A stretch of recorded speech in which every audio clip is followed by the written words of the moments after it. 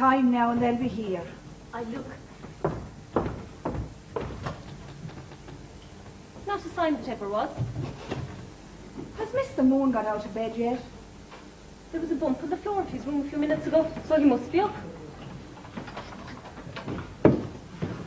Here he comes now, the man himself. Any sign of him? Any moment now, I should think. Well, I always knew the summer's officially over and autumn officially established as soon as the buds arrive. Me too, Mr. Moon, me too. I know the summer's ended and the autumn settled down. It's not because the corn is cut or nuts are turning brown. It's not because the air's grown crisp or seaweed decks the shore. It's the buds of Ballybunion, they've come back to town once more. So come all ye pleasant country folk who till the good red earth. We'll sing a sweet September song, we'll sing for all we're worth. We'll sing it high and handsome and we'll stomp upon the floor. For the buds of Ballybunion have come back to town once more. Well, Mary, you're a real tonic. And you're another, Mr. Moon. Well, this must be the finest day we have since June. September is never without sunny days. Better air too, crisper, cooler. Ah, sure, it's like champagne this time of the year. Oh, they know the time to come all right, make no mistake about that. Personally, I wouldn't swap September for the 3 months of summer. Well, whatever is keeping. I saw the bus passing a half on across 5 minutes ago. I saw it from my bedroom window. They'll have to unload their belongings. And there's all that food. They're landed, the buds are landed. Open your doors, Ballybunion. Any absentees? Not a one, all present and correct. The buds of Ballybunion have arrived in town once more, with carrots, kale and cabbages and turnips too galore, with your buns and scones and pancakes, with your sugar, eggs and tea. Oh, you buds of Ballybunion, you're as welcome as the May. Well, Dolly, as the oldest bud of all, and on behalf of all the buds, I thank you kindly. You're welcome, Mr. Hill. In came the Ballybunion buds, their biggest pot to eat. 'Twas hard-boiled eggs and grilled bread and lumps of herring meat. 'Twas hard-boiled eggs for breakfast and 'twas soft-boiled eggs for tea. Well, you could hear the crackers clapping and I facing what to say.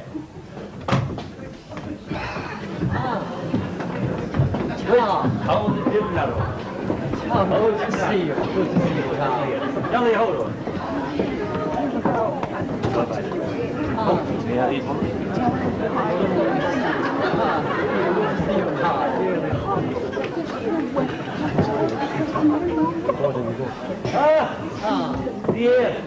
The air will bring a man from the dead. So the air of Ballybunion will blow any blight away. Leave your bags now where they are for the moment, and we'll all go and freshen up. I don't believe dear Mary, but we'll dance a step or two first to unravel the muscles after the journey and knock the rust from all bones. Fancy it, give us a start there. An old time was or something. Push back. Go in. Correct.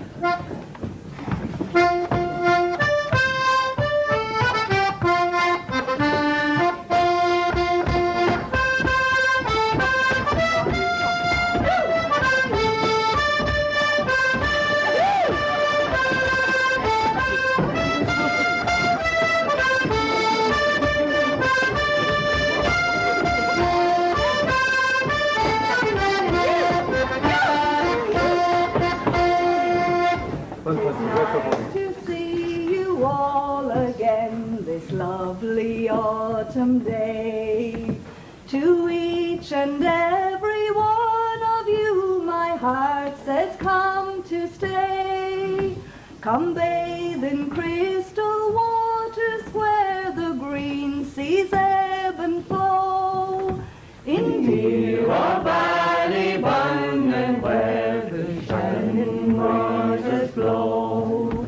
You ask me where I'd like to be when I am old and grey, where morning melts the green sea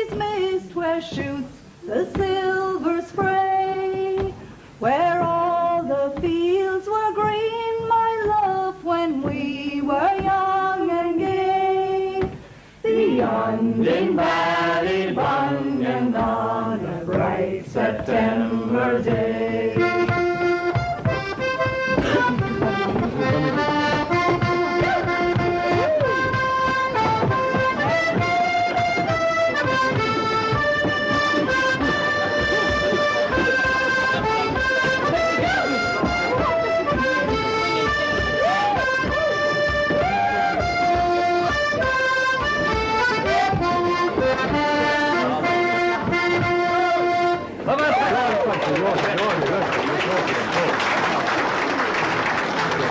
Now let's all upstairs to freshen up.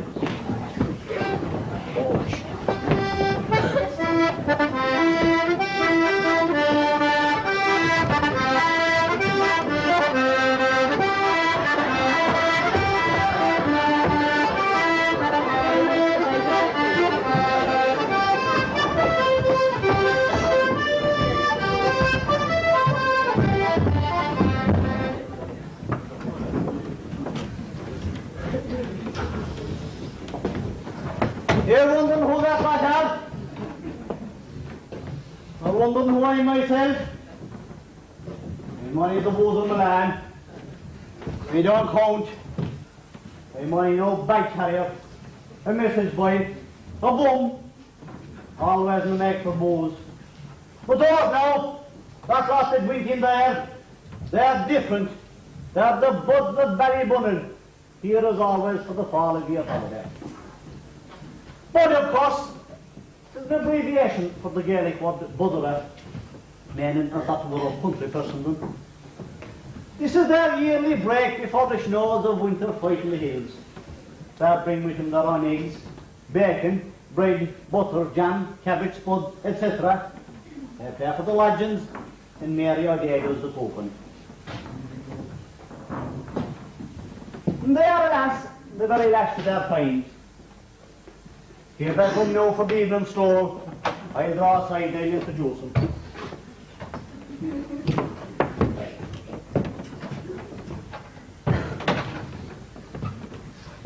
What time is it now, Con, my dear?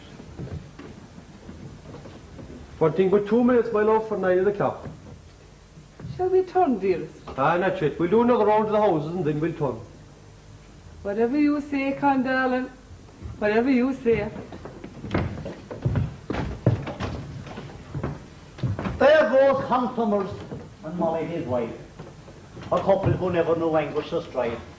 The fossil approaching is old Mr. Moon. He's well over 80, John till June. And here comes the sunbeam, all cheerful and gay. She's that bright little angel, sweet Dolly O'Day. Hello, Mr. Moon. Ah, Dolly, 'tis yourself. How's life, Mr. Moon? Little Dolly, what is life? What is life, Mr. Moon? If anyone knows, you do. Life, Dolly, is just a seed. You and I are the crops. Ah, but you would be more of a flower, I'm thinking. You're the ripening bud, Dolly, and I'm the fading leaf. We come, Dolly, and we go. We come and we go, Mr. Moon. We come and we go, Dolly, but the seed remains. Therefore, we ourselves remain. Not entirely, of course, but only in part. Which is better, of course, than if anything didn't remain at all. Of course, Mr. Moon. Of course. Of course. Of course. What was I talking about now? Oh, that's a good one. I wish that's Dolly. But who's Dolly? Who's Dolly? Dolly. Next for inspection is poor Tom Shancher, a regular hayseed in the town of his way. You'll hear him extolling to the spinster's Miss Nix, all about his late father and that boat he lost. My father was an almighty man. He'd never do things by halves. Catch him buying a single suit of clothes, he would catch a weasel asleep first. He'd wear a likely bolt of cloth in his hands for a long, long time. 2 big hairy hands the size of frying pans. Hairy, ugh. When he had the cloth weighed, he'd let it dribble over his fingers to the floor. This was to feel for flaws. Then eyes would close of him, while he felt the texture of the material between his thumb and fingers, like he'd been in a trance. Bout after bout he'd go through until he came across one that matched all his expectations. And would he buy the whole bolt? Of course he would. He'd never do anything by half. A far-seeing man, a thoughtful man, not like the minute today. Not like the minute today at all.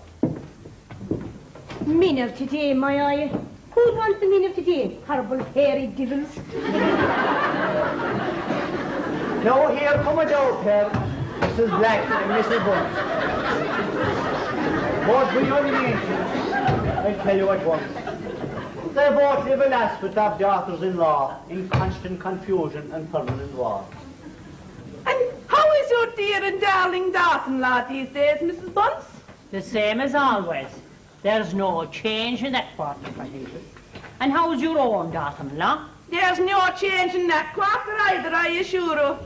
It goes me day in, day out to see the home I built so lovely in the hands of a stranger. With no voice at all in the proceedings.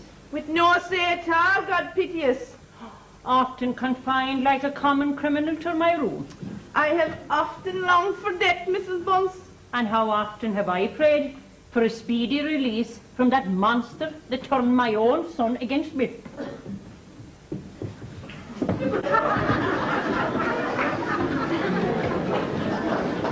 Any minute now they'll be back and the nightly ritual will begin. The men will retire to the pub to lubricate their tonsils, while the women will sit in the kitchen going over the gospel of the past 12 months. Then after an hour or two, the men will return with any fresh news.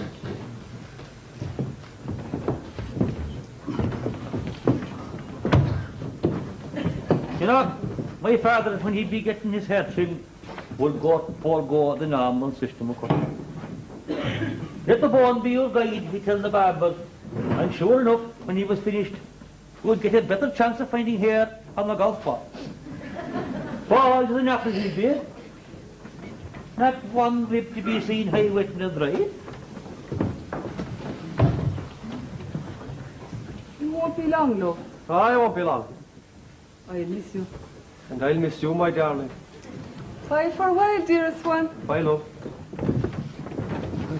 Oh, God, no thanks. Come on. Off to the pub, I suppose. Drink, drink. That's all the men think of. We think of more than that, me lass. Yeah. Yes, boys. We'll wait our whistles. By all means. Come on. What a fierce fine evening it is. But knows who may swear it? There's a mighty red sun sticking out there in the ocean, and the red horizon to match it.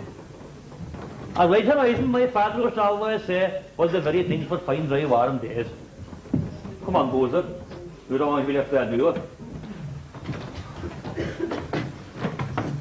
To be a successful bum, you need brands, education, and a cheerful disposition. It has taken me years to get where I am today. It wasn't easy remaining idle. But I ignored the jibes and abuses, because I knew that one day I'd take my rightful place in the world as a fully qualified, fully fledged bum.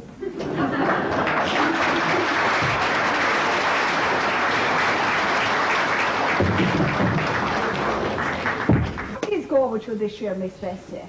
Often better, Mary dear. The eggs were slow to hatch when they did. The fox swept 5. Another was carried in a brown flood. 2 died after putting out the red heads, and 5 more wandered and came back no more. All we have for the Christmas market is a dozen birds. Have you got good cocks around here, where, Miss Bessie? We have no cocks of our own. But haven't your neighbours got cocks? Our nearest neighbour has a fine cock. And he never failed us yet. He's as reliable a cock as you would find. And gee, look here. I had to travel miles for a cock. And pray, Molly Summers, is he a station cock? Well, he's not a station cock, Mrs. Black. but he services every bird for miles round. I never have the hen association or common. I wouldn't let my bird near a common cock. It's a station cock for me, no matter what. I imagine a cock you know is better than a cock you don't. If you've no cock of your own, there's a lot to be said for a neighbour's cock.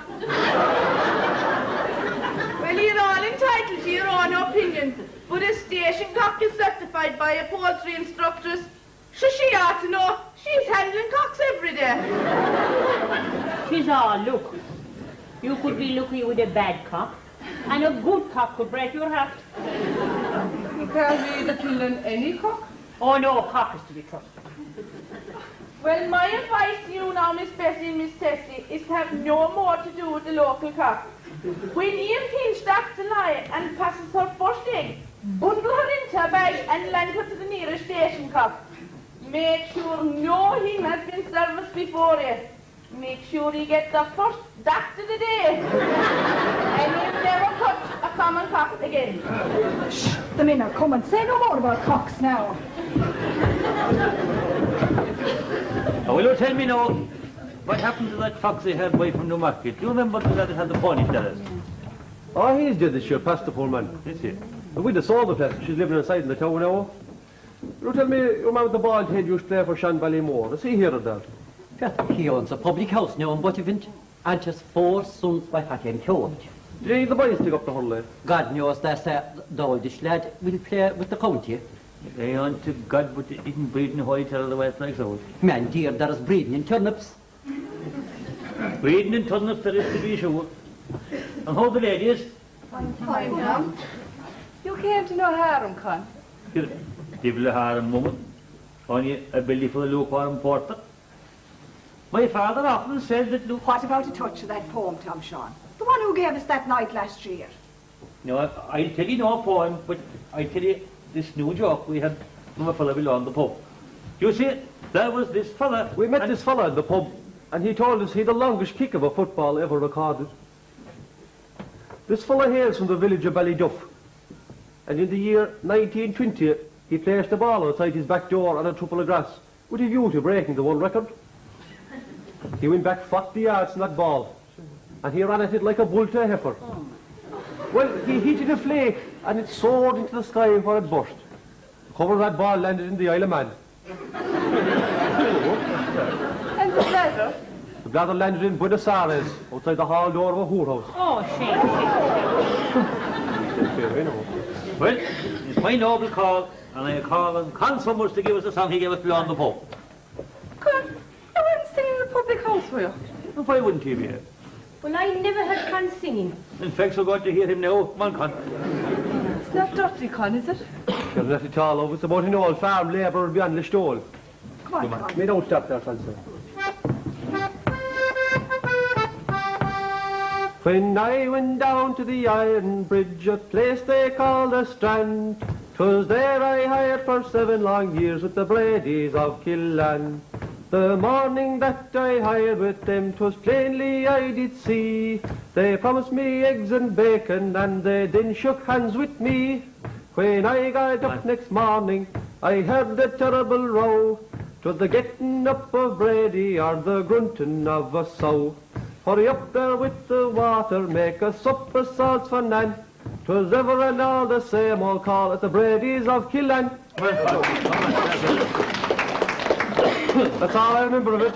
That much will do fine. Well, you know something, my father, you could say he knew so many songs, he'd be a walking songbook. He could sing all night, right? There was this woman that had a travelling show, and she asked him to name his own piece.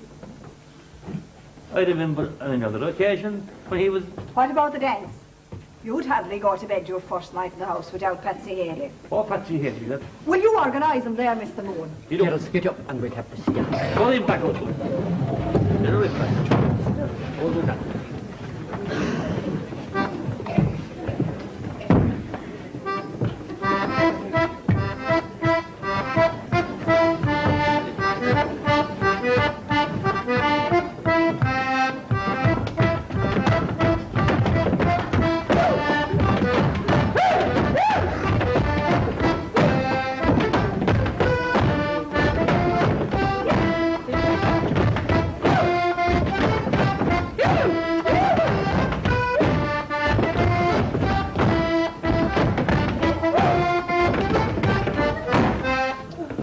on.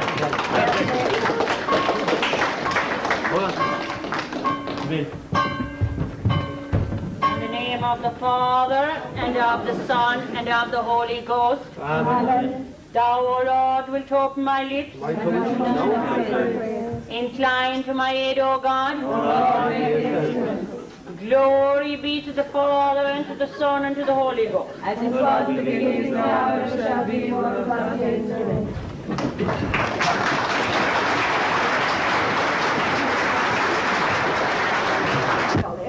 Are they all in for mass? Not yet. Mr. Moon never got up for it. Oh, that's nothing new. He's the affairs of the world settled talking to himself all the morning. You know, he's old, Jolly. He dotes a little. He's still as the wandering eye. I often see him ogling girls down on the strand. Yeah, but sure there's no harm in that. I was thinking last night, Mother, before I fell asleep, What were you thinking? I could get a job. We've been through all this before, Dolly. You know my views on the matter. But Mother, I'm 16. I don't want to go on being a burden to you. I assure you, you'll know a burden, Dolly. You'll finish school and then you'll go to the university. But the money, Mother, where's the money to come from? We've managed up to this, haven't we? But it's all work and worry for you across the summer. You never take a break. Sure, I don't need a break.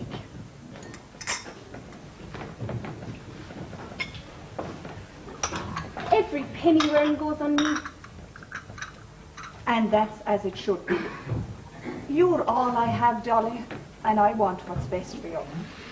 Please God you'll marry someday and have a family. God forbid that anything should happen to your husband. But if it ever does, you'll have your profession to fall back in.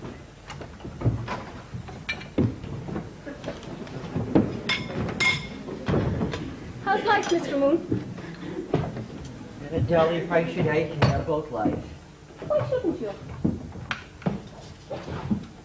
The life that I love so well, Dolly, will shortly abandon me callously and mercilessly to suit its own cycle. I wouldn't give you a solitary cockleshell what's left of my life. You mustn't say that, Mr. Moon. Dolly, would you be ever so kind as to go to my suitcase under the bed and get my speculative thing? Yes, Mr. Moon. And Dolly, don't forget to go to the other suitcase and get my little pot of red jam and my little jar of butter. One second, Henry. Are you all right, Mr. Moon? I'm all right, Mary, for a chap of my age. Which is Mr. Moon? 82. 82. 'Tis few sees the fourscore, Mr. Moon.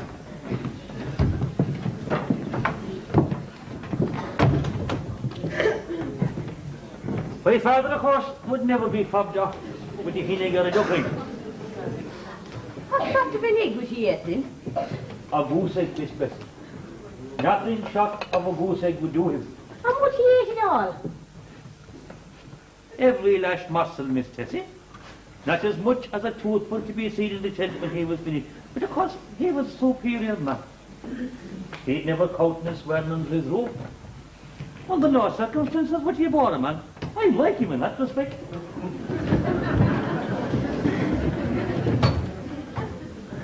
He'll never be any good, that poor fella.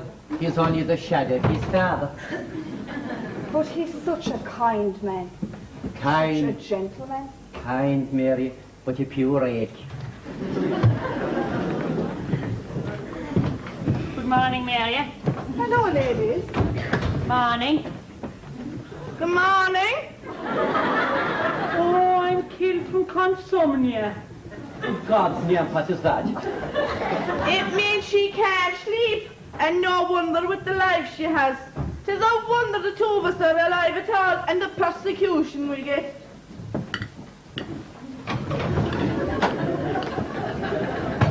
Always hinting about the Jotham laws. I wonder, are they as bad as they're painted?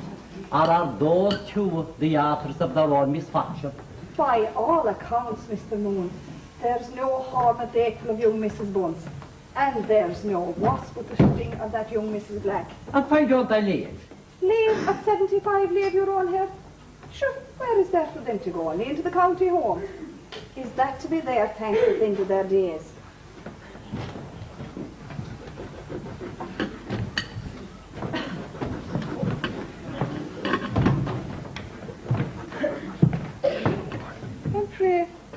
What time's it now, Con, my dear? Time now, my love, is 6½ minutes past 9 o'clock. The clock on the wall there says it's 10 minutes past. Then the clock on the wall is wrong.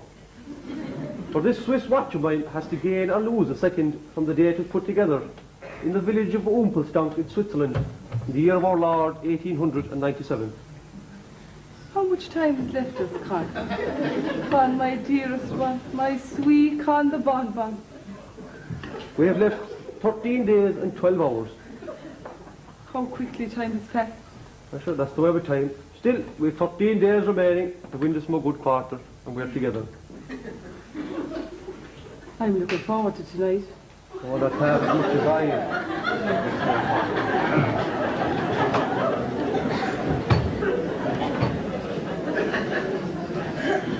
They leave for the holiday here. There's been months in between counting the days till the holiday version got it. One must cling to something. I don't know. I think when a person's coat is filled, they should settle for that and not to be teasing out extra time.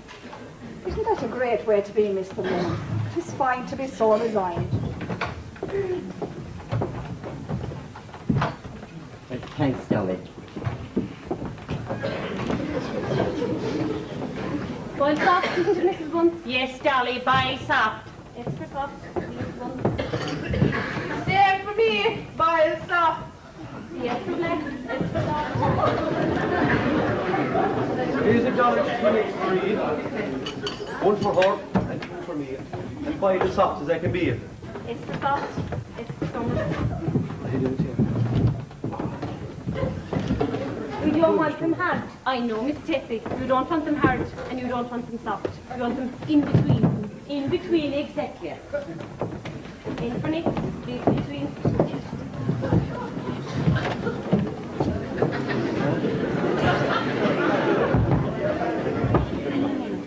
No more this was. Medium rare, MR. Two looking down it. One pale blue and the other sea green. To be given such a whiling as never was seen.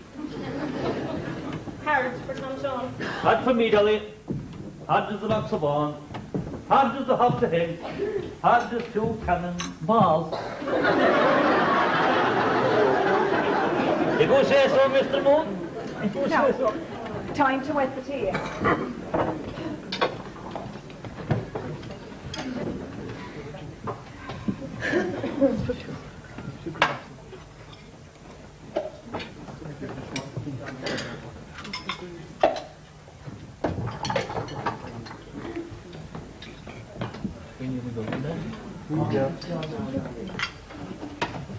What's this done now, Dolly? You can be taking them up.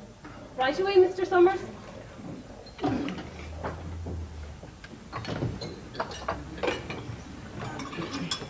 Who'll say grace this morning? Tom Sean, of course, his voice is the clearest of all. And the dearest of all. Father, Son, the Holy Ghost, amen. Bless us all, Lord, and the gifts of the body was his great Lord.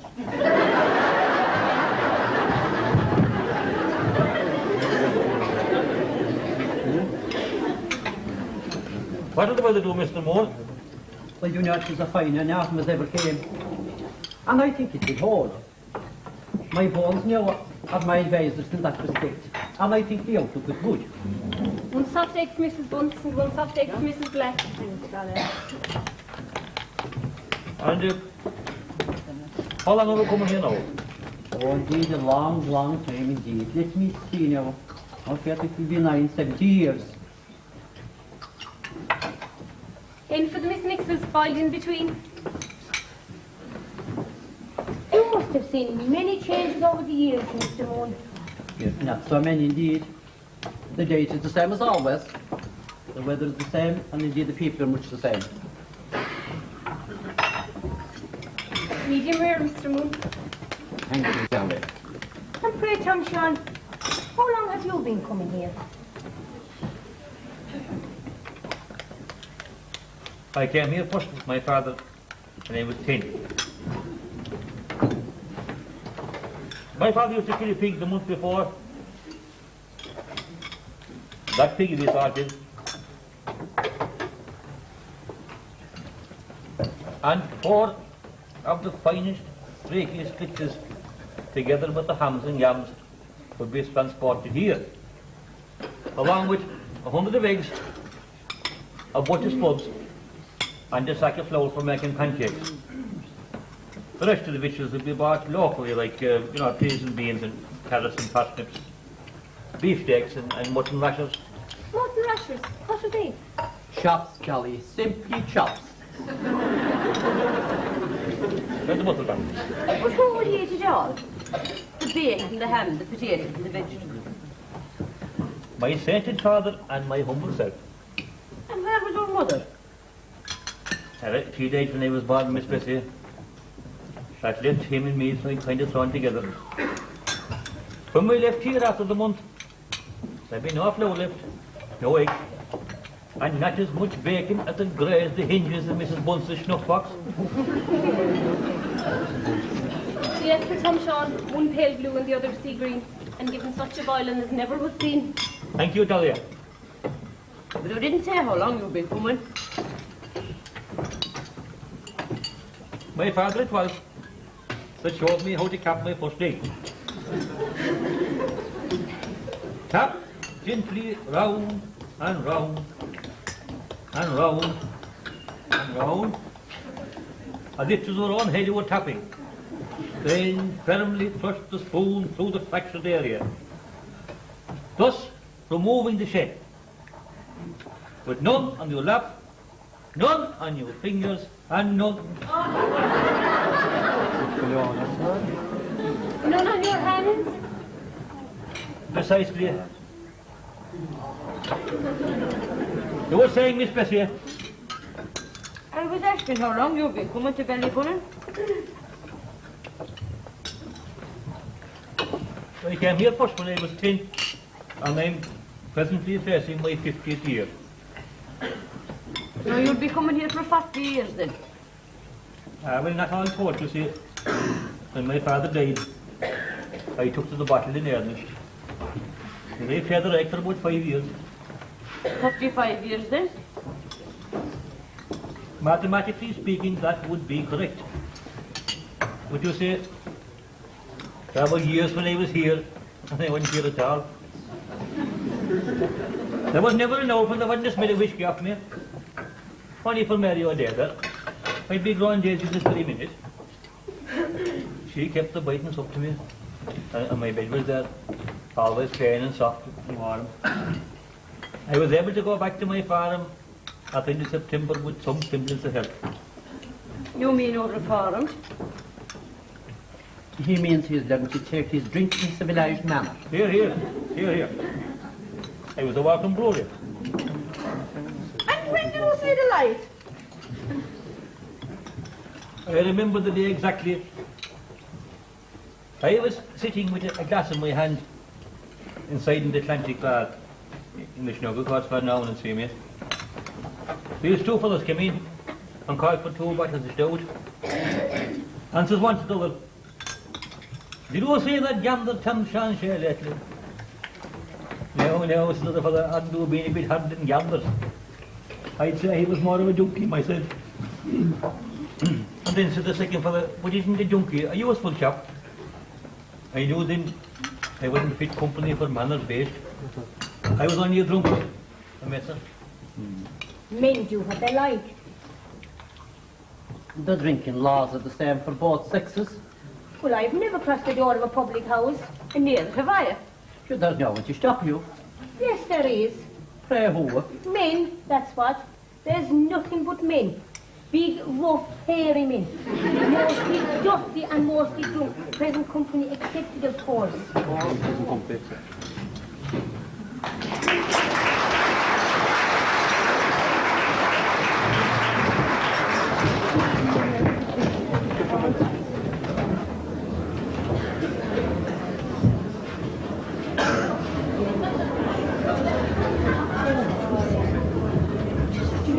I dread the thought of going home.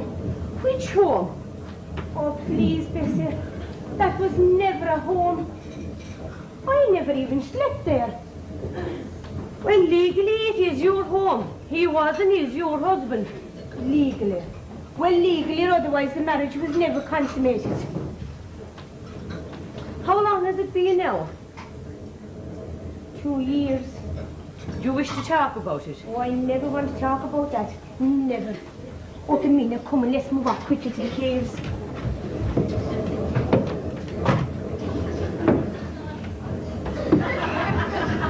Well, you know, there's no place like the safe when the day's fine.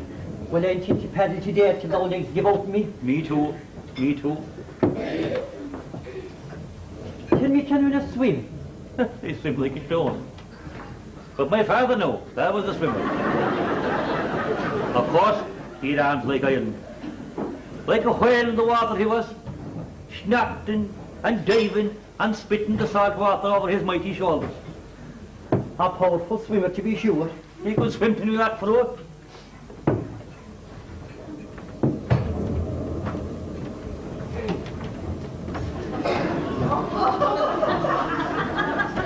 I suppose we'll take ourselves off to the caves for a wash with the rest of the girls. Is it day for it, my love? I'll see us all in the Castle Green at 5 o'clock. And then? And then, my love, we'll sojourn to the Handyish pub where we'll drink a glass of creamish stout.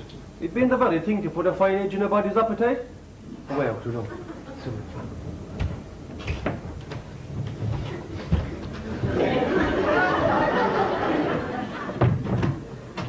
I never saw time to go so quickly. That's because of what's facing us when we leave here. Come on, let's put the thoughts of those two viragos out of our minds for the rest of the day. You go on. I'll follow. I'd like to talk with my son. I'll be in the cave with the others.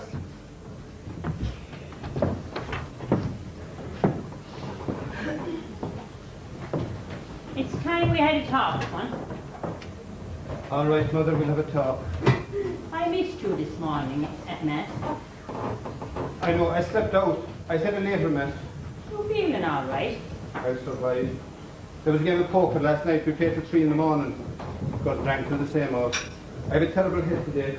You shouldn't drink so much. I don't, except on holidays.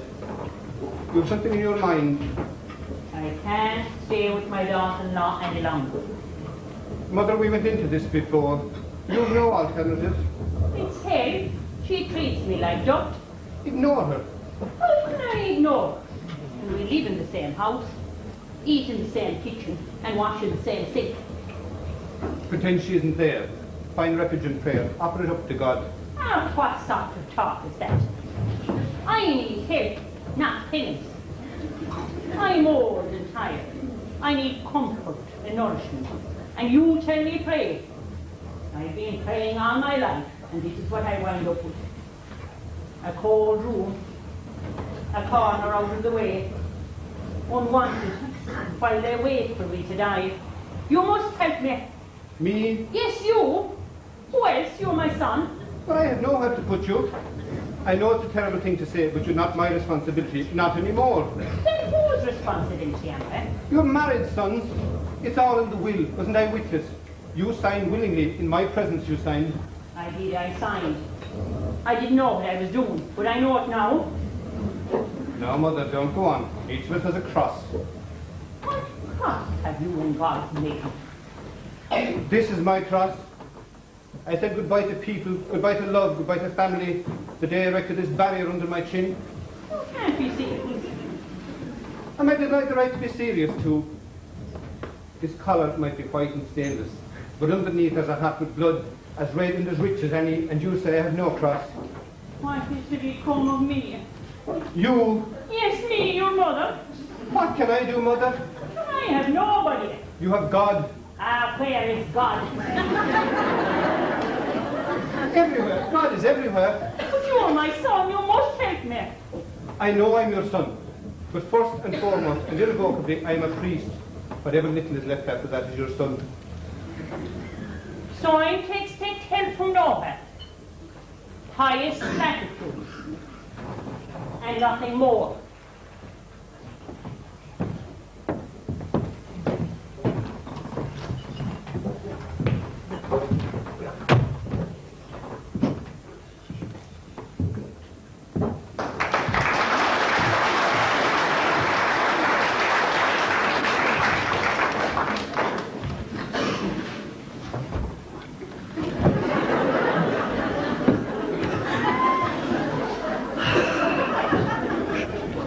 I hear the women coming. They'll want this place to themselves. What a wind around the laps then.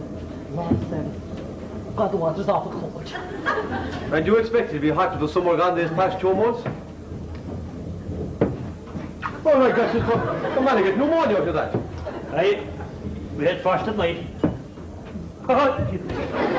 Some up for days into that thing.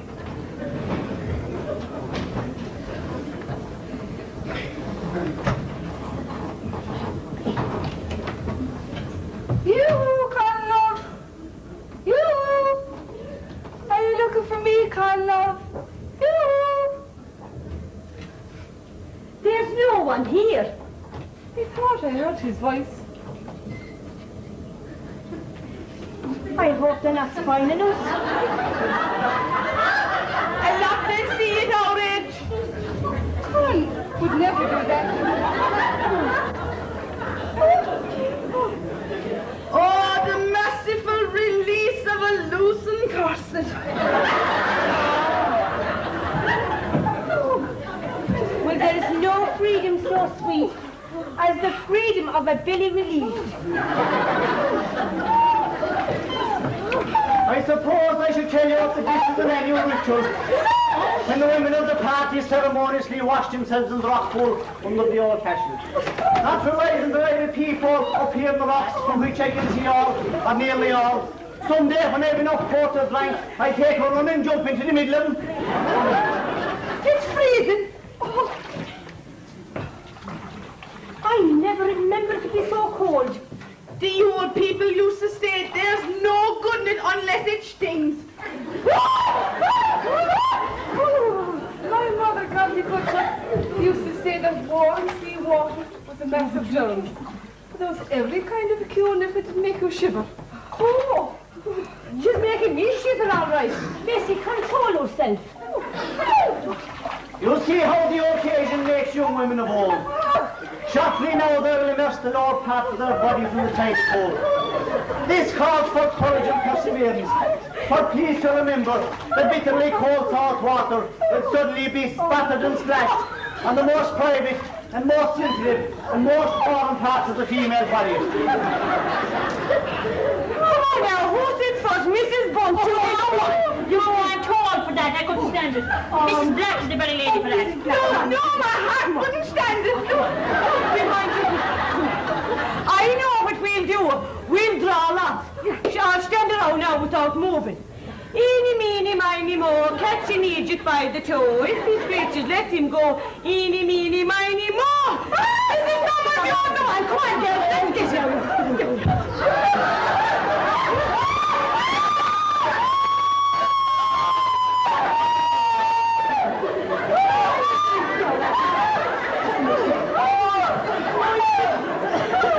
Not just grand, you get used to it.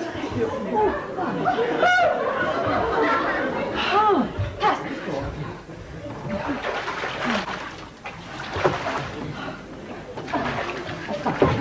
The song would be lovely now. Who did a song? A song.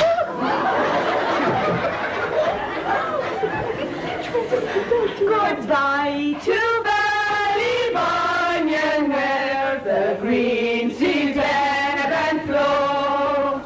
Goodbye to every lovely cliff and golden sands below. Farewell, farewell, my own true love, the time has come to go. Goodbye to Ballybunion and the Buds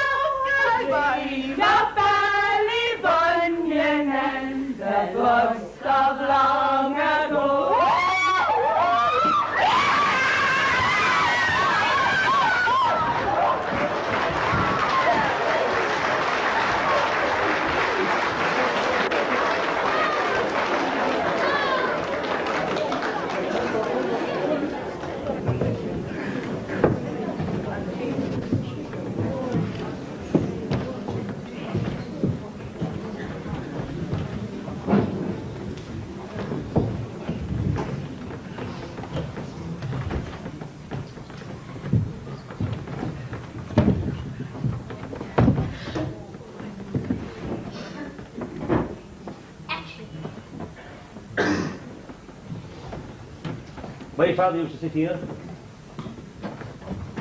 regularly at 8 o'clock every night. He took up his listen in this exact spot. But look, I stand it. He'd be joined by others from time to time. That pass on, pass out as the case may be. As Liv says, 1.5 bottles of Paddy whiskey was his minimum nightly intake. A nice cargo. A nice cargo indeed. Tell me, Cham, what's he ever drunk? Never. When you're in the power of whiskey to make that man drunk. Hold to be guilty he might be, but you would never hear a belch nor a moan nor a groan of him. That's a remarkable man. A remarkable man indeed. Back to the lodgings then for the nightly care. And that man would dance and prance while to the rest of the world was fit for nothing else only the bed. A supernatural man. A pure whore of a man. But he's dead, Cham. For God's sake, everyone knows that. Oh, everyone except you, Cham. Don't argue, boys. The truth is, Cham, you're a rake, a decent one, but a rake. For God's sake, man, too, that's no job. Cham, you refuse to let go of her father's hand. You should never have to talk about him. Oh, indeed, no harm at all, but we talk about nothing else. Do you ever think of a nice woman, a woman your French is like Mary O'Day? Be quiet. Someone will hear. What? So you think of her, Cham, nice and cuddlesome, snug in your arms in the black of the lonely night. Oh, God, man, will you keep quiet? What's coming out of that? She likes you, Cham. Probably a woman like that seen an old terrier like me. Cham, she sees promising clay that could be moulded into a worthwhile man. You don't know what you're talking about. She's her father, isn't it? Nonsense. Your father never bothered with a woman since her mother died. You think I don't see the guilt in your face every time you look at Mary O'Day? The same guilt is in every honest man that ever looked at a woman. But in your case, Cham, there is more to that, isn't there? I don't know what you mean. Do you think of it? Do I think it was? God, man, you're thinking nothing else, but she'll pass to yours. She is talking above the likes of me. You love her. Really love her, Cham. Good, Cham. Cham, I'm an old man. My days are numbered. Death would be knocking at my door any day at all. God almighty, sure, no fear of death. You're ready to go anytime. No fear at all, Cham. Never mind me. Mary, face reality, Mary O'Day is alive. Maybe she was young again. God knows I take advantage myself. No. Without the question. No. There's no hope for a fellow like me. Is the sherry to your liking, my dear? It's been with you, Con, that makes the sherry sweet. How you all lift my heart with everything you say. How much more time is left us, Con? We'll put time to one side for the rest of this night. Let's pretend that we'll be here, side by side in this place forever. Of course, Con, darling. I'll pretend anything if it makes you happy. Oh, how kind you are. Oh, it's you who are kind. Who are always... Whenever I wake and see your face, the day brightens for me, I love. It brightens for me too. Do you think they know about it? Who? People at O'Dean. All they know is what they see and hear. What they see are a pair of old sweethearts, and what they hear are sweet words of love. That's so true. I sometimes wonder, Con. Oh, look, there's Mr. Moon. He's been there a while. He's the sharpest of all in Boone. And yet even he knows nothing. Come on, we'll go.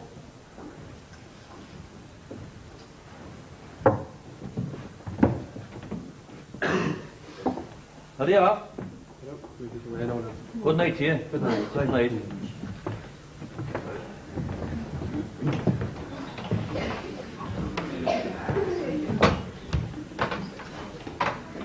Joe and Jash, me, Cham. But there is something very fishy about that stare. Always conspiring so sweetly. like a honeymoon couple for all their years. Would you think now that one of them would want to escape the other for a while, now and then? But no. Too close, Cam. Far too close for comfort if wash needs.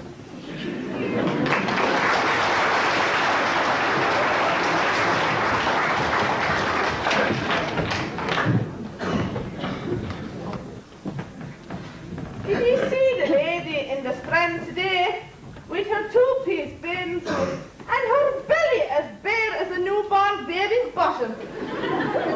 Oh, yes, I saw her, all right. That was a disgraceful exhibition altogether. Did he see the men watching them, old as well as young? Oh, the old men are the worst of all. They watch with hungrier eyes. Old men are very lascivious. Worst of all, I fear hairy me. She has hairy men in the brain. Maybe sure Con Summers wasn't watching it. He has something better to be doing with time. Of course Con wasn't. Con is a gentleman. Well, I'm sure that girl will have neither look nor grace making a show of herself like that. No woman should reveal more than her head, hands, and two bare feet. For you, Miss Black, my mother always said, not a knee should be revealed from the knee up and the breastbone down. I declare to God, sure wouldn't make a decent handkerchief for what she was wearing. And did he see that strut of herself parading for all to see? Hush, what's the minute here now? Would you like a seat near the fire, Con? No, thank you, Mrs. Black. I'm happy where I am. You don't see the York on the beach today? Ah, shameless Rick. Father God knows that if we go around half naked, it's good for the circulation. For circulation now are yours. Ah, for God's sake, Cam, I'm long gone from that kind of thing. I don't know. They said the other remains of the man until he's 7 days dead. You don't see her, Con? You're referring to the girl with the bikini? Oh, is that what I call it? It's called a bikini after the island of the same name, which is part of the Marshall Islands in the Pacific Ocean. So that's what I wear over there. The climate. I got him a boaty cloth to go a long ways there.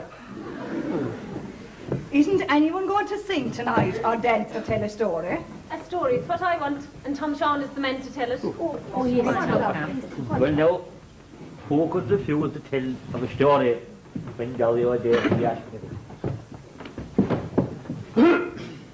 Silent song now by Tom Sean tells the story. Man, Tom.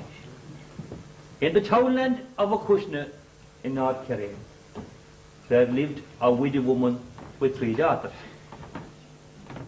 She was obliged to send the eldest daughter into service with a farmer who lived about 20 miles away in a fertile plain. Her name was Bridgie Mulgore and her age was 15. She never knew her dead father, although she often spoke to him when she'd be afraid and when she'd be alone. She settled into work in jig time. And the farmer and his wife were well pleased with her because whatever else she had a fear of, she had no fear of hard work. Then a sad thing happened. It was this way. It was Christmas Eve, and outside the snow was overcoating the hills and decorating the limbs of the bare trees. Bridgie was just about to turn into the hollow of sleep when the door of her bedroom silently opened and the farmer stood framed in it. Hush, Gert, hush. And no one will be the wiser for what transpires between us tonight. Bridgie got out of bed, praying to the Almighty God and His Blessed Mother to protect her. She ran past the farmer in a nightless down the stairs. Come back, he said. I am sorry. Come back, he said, and sorry. I meant you no harm, but it was too late. Outside, it had stopped snowing, but now it was freezing hard, and the cold of the road benumbed poor Bridget's feet. Then she had footsteps approaching from behind her. She pulled into the bushes at the side of the road in terror, waiting for them to pass, but pass they did not. A tall man wearing a long grey coat stood with his hands outstretched, motioning her to come into his arms. She looked up into his face, and she knew straight away that she was safe from all harm. The tall man buttoned his great coat around her, and she never felt so snug or so warm or so comfortable in her life before. Off they went then, while the man whistled that stately hornpipe called the blackbird. After a while, Bridget fell asleep in his arms, and when she woke again, where was she but outside her own mother's door? Well, that was the welcome they had for her. That was the crying and the laughing and the celebrating on the happy Christmas morning. But how, said her mother, how do you come? A tall man brought me, said Bridget. Tell me, said her mother, had he a pale face and had he black curly hair? He had, said Bridget. Had he a long grey coat and did he whistle the blackbird? Indeed he did, said Bridget, he did indeed. Well, said her mother, that man that brought you home was your own dead father. Oh my God. Did it really happen? Oh, it happened, Danny. I knew her well. She went to America after. And I'll bet that that farmer was a hairy man.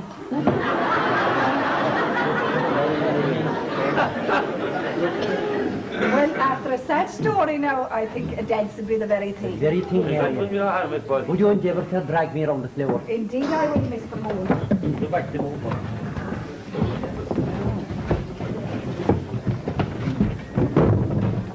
I hereby declare this walk ladies' choice. And you, Tom Shawnshire, do I choose? Well, no, Dolly, you will travel many a mile to find a worse dancer than me, but sure look, the your feet are in danger, not mine.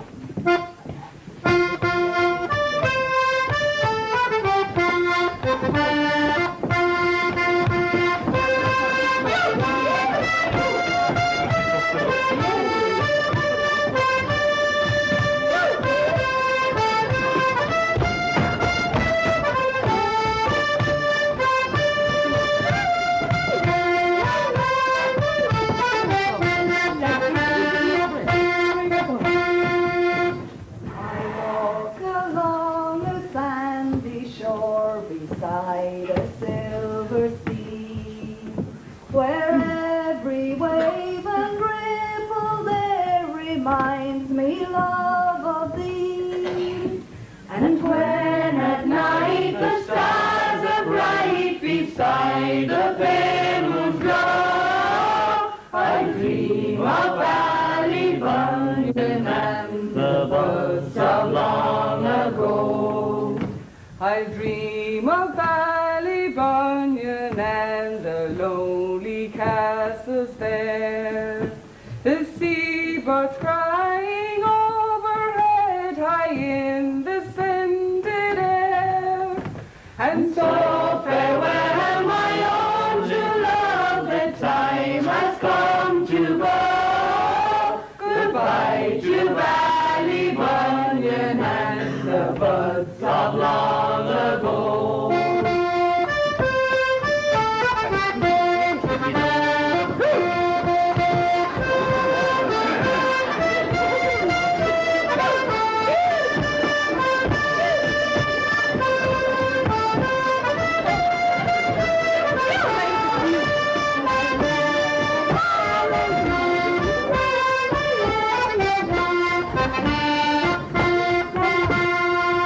Well, fancy,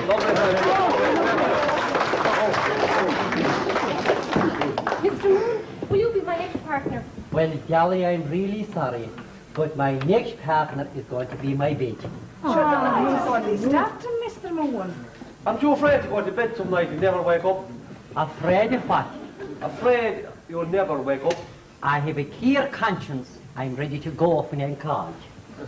But no, I went to go to confession every day for a year before I graduated. Do you go to confession every day, Mr. Moon? Indeed I don't. I've something better to do with my time. Do you go to confession once a week then, Mr. Moon? No, not once a month. He's a once-a-year man like myself. No, I'm not, Tom. I haven't been inside a confessional box within 20 years. Lord bless us and save us. Amen. I have no notion of telling the story of my life to a backwood farmer somewhere around the colony. Anyhow, what sense have I to commit now? I have forgotten how to cut and swear. And I have money to get through. Indeed, God knows I'm too weak to go with a woman. No, sir. No confession for me. Many the night I said to my maker, I'm ready whenever you are. You'll never hear me whine for a priest. Good night, all. Right, Mr. Moore.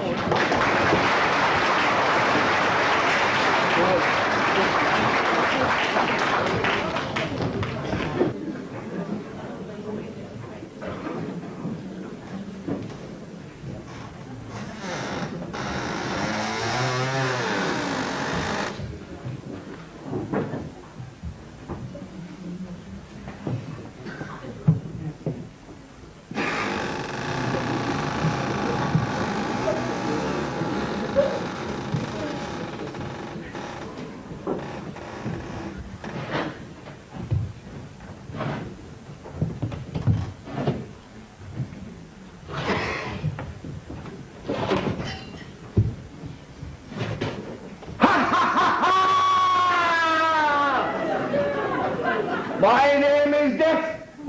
You expected something else, something uncommon, out of the ordinary. Alas, my dear people, there is nothing as common as death. Everybody has a perfect right to it. Right up there, Moon. Correct me if I'm wrong, but this is the chap here who says he's not afraid of meeting me. Right up there, Moon. I've come for you. Oh, God. Who is it? Who's that? Who are you? I am dead. Ha ha ha ha! Oh, God, not that. Not that. Come on, come now. Remember what you always say. We come and we go. We come and we go. Oh, will you go away and let me know?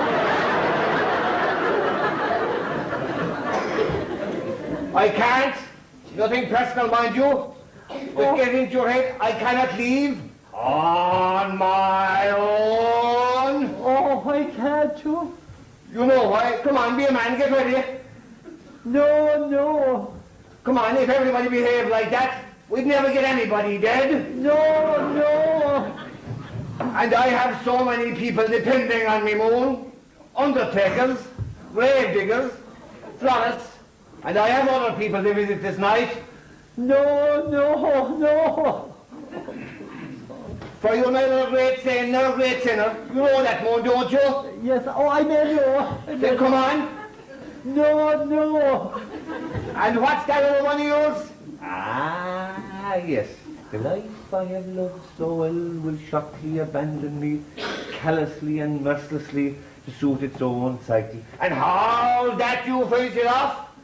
It took a brave man to say it. I wouldn't give you a solitary cockle-shell for what's left of my life. Bravely spoken, Moon, bravely spoken. Oh, for God's sake, I didn't mean that. It was pure bravado. No man in his right mind would say a thing like that. But it can't do you, Moon. Oh, it's meaningless, just once. No, I beg you, I'm an old man. I need my sleep. Face the truth, Moon. For the first time in your life, and of course, for the last time. What you mean? I can't go without you. Oh, I have my orders. It's as simple as that. I can't to her. You know why?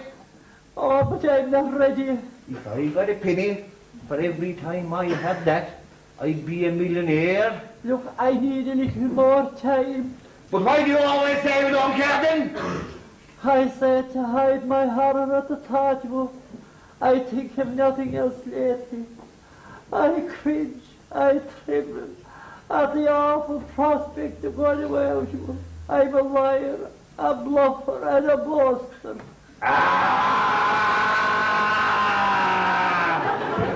Oh, I live in terror as my time grows shorter.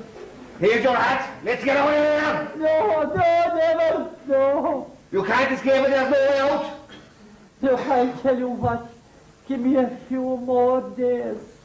I need a little more time. I want to make a good confession. My soul is black with sin. Confession? I thought you was gone, confession. I don't want to go to hell. Hell, heaven, limbo, purgatory, fiddler's green. These are all inventions, mythological place names. I am the only thing that's real. The rest is a sham. Oh. Look at every graveyard alone. Every headstone is a testimony to my power. Chin up. Oh. Hats on. Oh. Time to go. Oh, help, help, help, help, someone help me.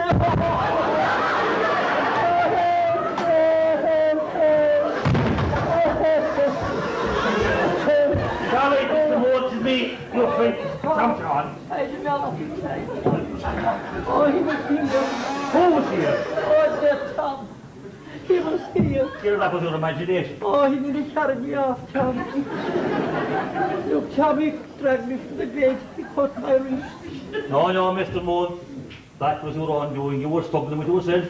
But sure, I saw him, Tom, as plain as day. Look, there was no one here but yourself. That's the truth, plain and simple. Oh, Tom. Look, Mr. Moon, I've had nights like this. So has every mother's son. She's all over. There's nothing more to fear. I'll be in the kitchen. Come in there now, look, and say your prayers. They'll bring you peace of mind. My prayers, Tom. Your prayers, old friend. That's what went wrong. You forgot your prayers.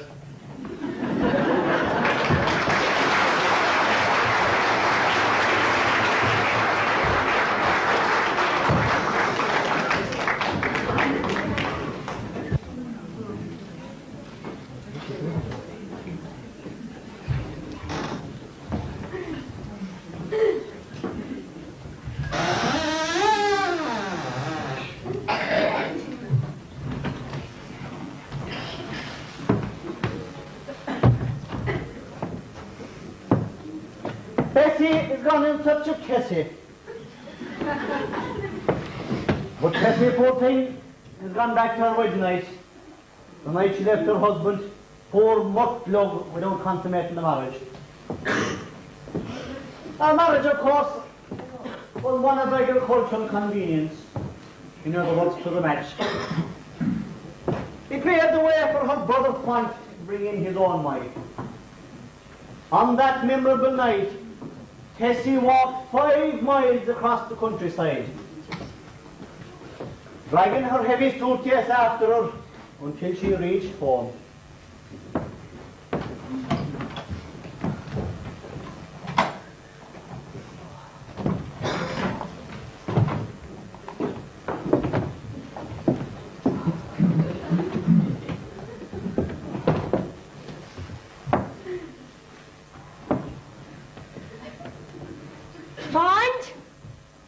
Fond, let me in.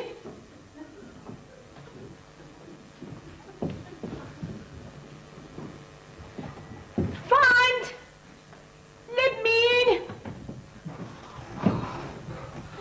Oh, thank God you woke, Fond. Yes, I was sound. It was all the drink at the wedding.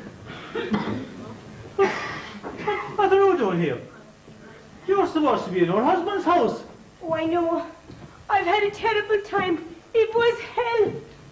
What's you doing here? I couldn't stay there. It was terrible. What was terrible? I can't tell you. Well, you better not bloody well tell me. Oh, I can't. I can't tell anybody. Listen, Tessie, you go back to your husband's house right away. There's no room for you here anymore. Oh, I'm sorry, Fun, but there's no going back. There's no point in being sorry. That won't get me a woman in my bed. I know, Fun. I know all that, believe me. Cheers, Tessie, I'm nearly 40 years of age. 'Tis my last chance. You can't stay here any longer. You made a deal, you sticked it. I can't go back. I couldn't go through with it. I couldn't. You made a bargain. In the sight of God, you made a bargain. I don't care what I made. Holy St. Patrick, you don't care of me desperate. Me out of my bloody wits for a woman of my own. Well, by God, I'll make you care. You're going back if I have to carry you. I'm not. Listen, Tessie, you're going back. Otherwise, you'll wreck everything. I'm going to my own bed, and I'm never again going back to that bed. Look, hold it a minute. Hold it a minute. Take it easy a minute. Just take it handy now. Tell me exactly what happened. I've every right to know it, yes. Come on now, take your time. That's just it. Nothing happened. What do you mean? Exactly what I say. You mean you didn't go to bed with him? I went to bed with him, but nothing happened. Because I didn't stay in bed. Because the minute he tried to put his hands on me, oh, I jumped out of it. What he said to that? Nothing. He turned over on his side. Why didn't you accommodate him? Oh, there was a rank smell off of him. Oh, so look at Tessie, Jez, we all smell. Me, you, everybody, we all smell. But there was a smell from his breath. And some of his teeth were black. Oh, he was dusty and crazy, swarthy and ugly. Oh, and I was sick. Sick when I saw him exposed in the bed. He was hairy. And matted like a knave. I couldn't bring myself to look at him the second time. So he was hairy, was he? But that's because he's a man, you idiot. Tessie, do you hear me? Men are hairy, do you hear me? Men are hairy! But I didn't think they'd be as hairy as that. How could I? I've never seen a man like that before. Ah, come on now, come on, you've seen them in bathing togs in the magazines, you and Bessie, boy. Of course I have, I'm not denying that. Was that what you expected? A nice pink, blue-eyed fella with his hair creased and slicked, but without a single rib of hair on his damn body, like that grinning bastard of a Swede with his big horse's teeth. Was that what you expected? Well, they weren't men, you idiot. They were models. They gets paid to tease ignoramuses like you. Was that the golden fella you expected? Certainly not. My God, why do you spend so long looking at him so? I don't know. You don't know. You bloody women can't admit an honest thought. Listen to me carefully, Tessie. Worklow is no model. He has no time. He has his cattle and his land to tend to, but he's rough and ready, and he's honest and decent, and he wouldn't blackguard a woman if she played her cards right. Why didn't you close your eyes, you silly bitch?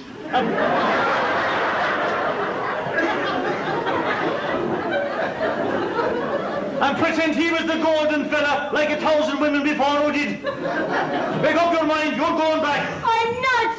You're going back or I'll bet the jail I tell you. You can beg me to get for all I care. Listen, you're going back, and that's it. I'm not. No more talk about you now, that's it. What in God's name is this? What happened, Tess? I couldn't face him, Bessie. Honestly, I couldn't. He was rough. If she isn't back in her husband's house in the morning, I'll kick her back. You left her alone. You're to blame for all of this. Me? You couldn't get her out of here quick enough. You didn't care so long as you had this place to yourself. What happened to her was of no importance. She wasn't ready for this. She's shy. She's sensitive. You wouldn't know that, of course. No, maybe not. But my God, I'd have you figured out all right. You would have made a better fish to the job tonight. You wouldn't be put off by a hairy chest. One Tess, I won't be a minute. I heard what you said and I'm not sure I fully understand what you mean. Oh, you understand what I mean, all right. If the cap fits, you can wear it. Well, in this case, I'm pretty sure it doesn't. That isn't what John Calvi says, then. And what is Jen Calvi said then? That you're the right sport in the hayship. That's what I wouldn't allow him to see me home from a dance once. Ah, so you say, so you say. What about me? What about Mudlug? I'm sorry, I really am. Sorry, you're a virgin, is it? Very good. You haven't good enough for our own women. They're gone from us to the cities and the towns to work as servants. Servants, when there could be mistresses right here. Well, follow them, it's not too late. You must be joking. I'm only a small farmer. I'm no good at anything else. I'd be lost inside in the city or the town. I'm going to bed. Oh yeah, that's it, isn't it? Into bed and pull the drawers over her head and that'll settle everything. Good God, here am I saddled with two virgins and no hope of a wife of my own. Good night, she says. Good night, well, that's it, good night. You know what we have here? A land of virgins and lunatics. That's what we have. A land of virgins and bloody lunatics.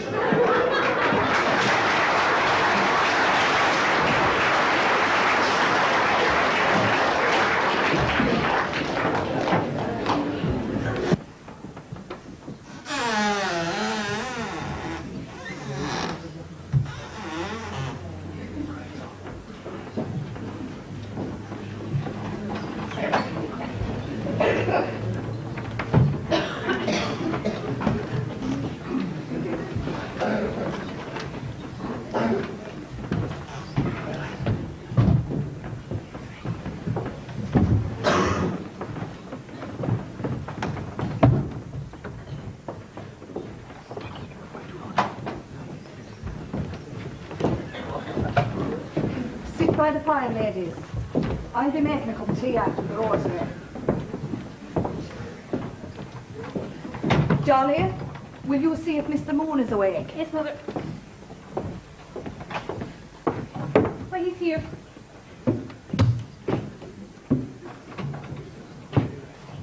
Are you all right, Mr. Moon? I'm all right now, Mary. I think I'll call down to see the priest in the morning. We're all here now, I believe. Yes, all present and correct. Before the rosary now, I have something to say. And I think this is as good a time as any to say it. I don't know where to begin or how to put it. But I'm afraid it's not good news. Huh? I couldn't wait until you were all going home. The truth is that yesterday I received a letter from the firm of solicitors that represent the landlords of this building. It is not the first letter I received. But this recent letter, unfortunately, is an ultimatum. Huh? I have been given notice to quit. Oh my God. Never. We'll never give in to a demand like that. I'm afraid there's nothing to be done. They're quite legally within their rights. I should have gone long ago. But would money be any good? We could all do it. Can't, Mr. Moore, can't? Yes, I'll help. Indeed, I'll do my bit.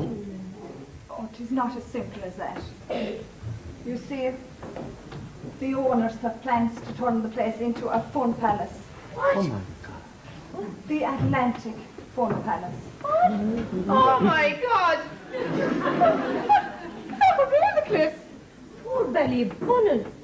But can they just like that do this? Look, if they have the law on their side, they can do what they like, Tom. You mean it's all over? Oh, coming here year after year, it's all over. I'm afraid so, Molly. This is the end of the world. Why, it's not as bad as that. Oh, it is. There's a long story here. It'll have to be told soon, but now is not the time.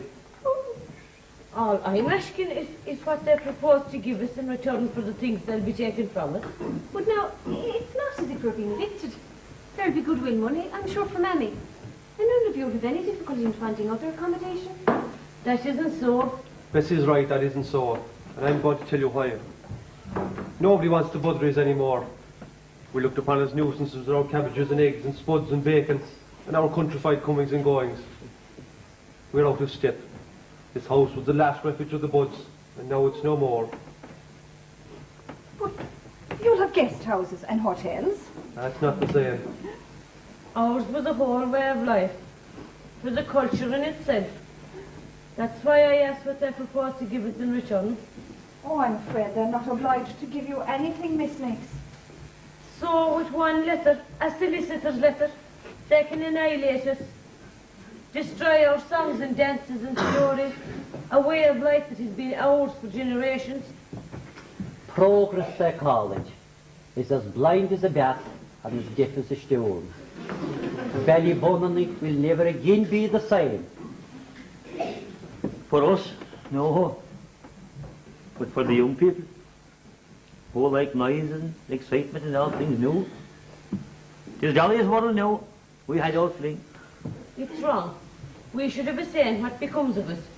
They snatch away our life and what do they hand us? Pinballs and roulettes and blaring knives that would deafen the body. And this is only the start. Oh, it's all a part of the new world. It's what people want. Is that what I want? Can I help, Con? No, thank you, Mary. Myself and this woman, have been struck a terrible blow this night. Our little world is after collapsing around our ears.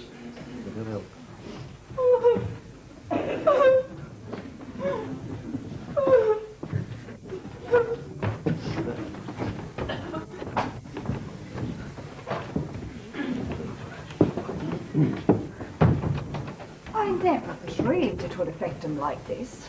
You must remember, Mary, they're coming here the greater part of their lives. In camp, what did I always say to you? There is more to them than meets thy. What do you do, Mary? I'll be all right, Tom. As long as God leaves me these two hands, I'll be all right.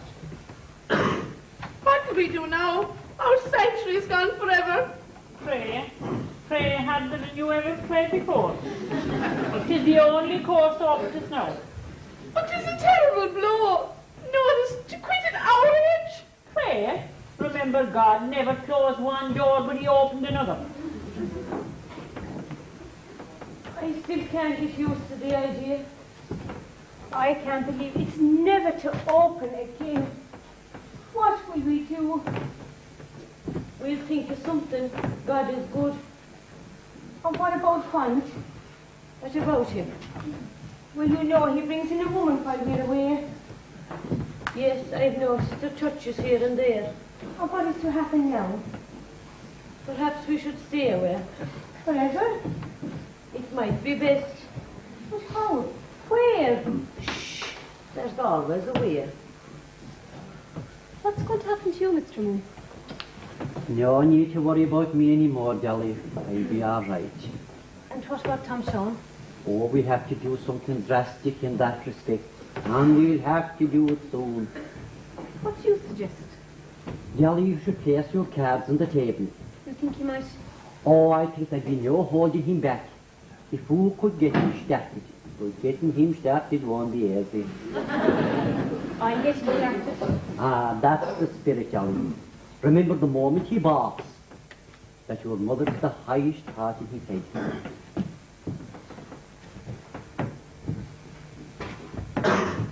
Notice to quit. Poor Mary. What did it mean to her?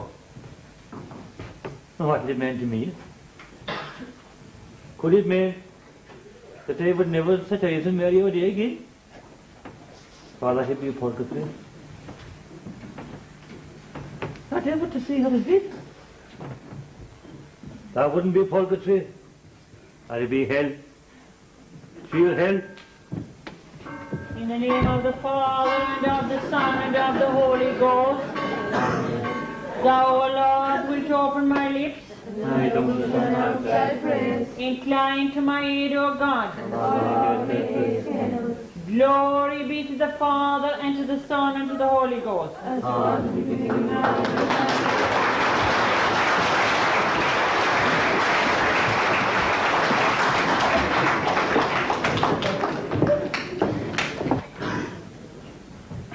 Another lovely morning, ma'am. You'd never think 'twas the second last day of September. Yes, Dolly. The And we, second last day. and we really have to leave tomorrow. There's no way out now, I'm afraid. Are you sorry to be leaving, Mum? We can never depend on life staying the same, Dolly. We have to make the best of what it has to offer. But I am sorry. I've spent all my life here. I'm sorry for the Buds. Most of all, that we'll never see them again. They always seem so simple and uncomplicated compared to the people we meet here across the summer. And what about Tom Sean? Especially Tom Sean. People just seem simple and uncomplicated, Dolly. They seldom are. The Buds, like everyone else, have their problems too. Don't worry now. You'll work out all right. You know, I could get a job. We'll manage, love. Off with you now while the sun is high. Good morning, Father. Morning, Dolly. Mary, Good morning, Father. you leave tomorrow. On the bus tomorrow evening. Have you decided upon something? I've answered some ads. Cooks are always in demand. I should have no trouble, really. And Dolly? Dolly will be part of the bargain. But when she goes up and leaves you? I've faced worse. Flowers, I see. I'm paying a visit to the graveyard, Father. Heaven knows when I'll see his grave again. Ah, yes, his grave. What about your mother? What about her? Can you do something for her? I cannot interfere. I've advised her time and again, but she was always heedless of what I said. She needs help, Father. I know. The local parish priest needs a housekeeper. He's a nice man, but I don't know him that well. And I don't know him at all. He's new since last year. But one priest to another. I see. Maybe you give me an idea, however. I'll do my best, Mary. Mary, you would make some man very happy, don't you know that? All I know, Father, is that my man is in his grave.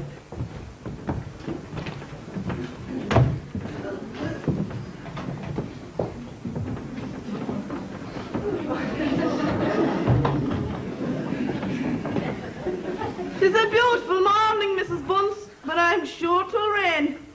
There's no refuge like the refuge of prayer. Amen, say I, amen. Amen indeed, for you may close your eyes and see only what you want to see and hear only what you want to hear. And was there a question you were anxious to ask me, dear? A question.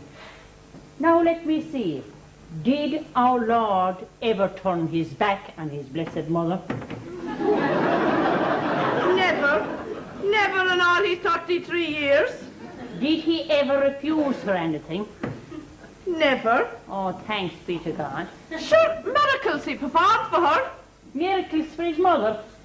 Sure, didn't he change wine into water? And we only looking for a place of our own. Any old hole at all to call into at the end of our days. At the end of our days, and not many of them left, God pity us. Wouldn't they be sorry then, though? Too late then, but there's still time. Prayer is the answer. Prayer that we might resign ourselves to the holy will of God.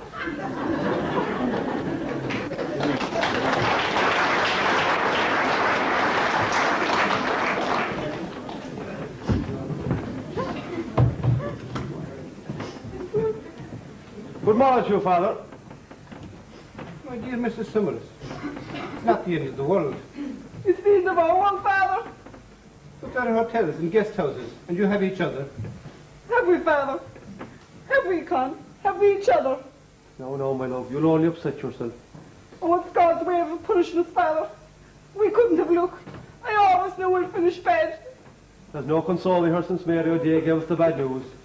Things were bad enough before, but that was the blow that brought us to our knees. Tomorrow's the last day, our last day, Father.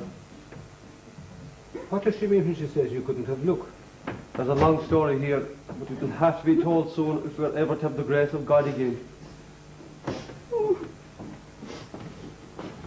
Oh, may God pity us. God pity us.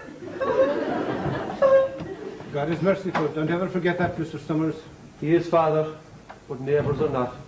Will you come with us now to know how we make a clean breast of a matter that's played in our consciences this many a long year?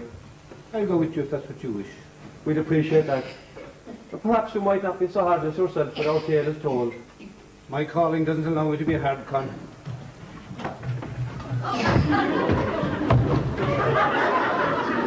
We are here with a man quarter a pony. Go to the back of any pub. That old houses galore, I could stable him for a life. And tell us now, is there oats to be had? If you have the price, you'll get the oats. God, I know you from somewhere. You knows me now, whether you did or you didn't. Just that I thought we might have met. And tell us now, are you in the habit of going to the creamery? No. The bog? No. Does you spread dung? No. Does you scour dice? No. Of course you don't. No more than I hear confession thought is hardly likely we met. Hardly. Let's call it a case of mistaken identity then. Or a countryman by looks of. Correct. Is this a lodging house for Buds? By what name? O'Day, Mary O'Day. Oh, you're right there. Maybe now 'tis how you say so yourself. Maybe. Is there by any chance a pair of prime heifers in lodging here?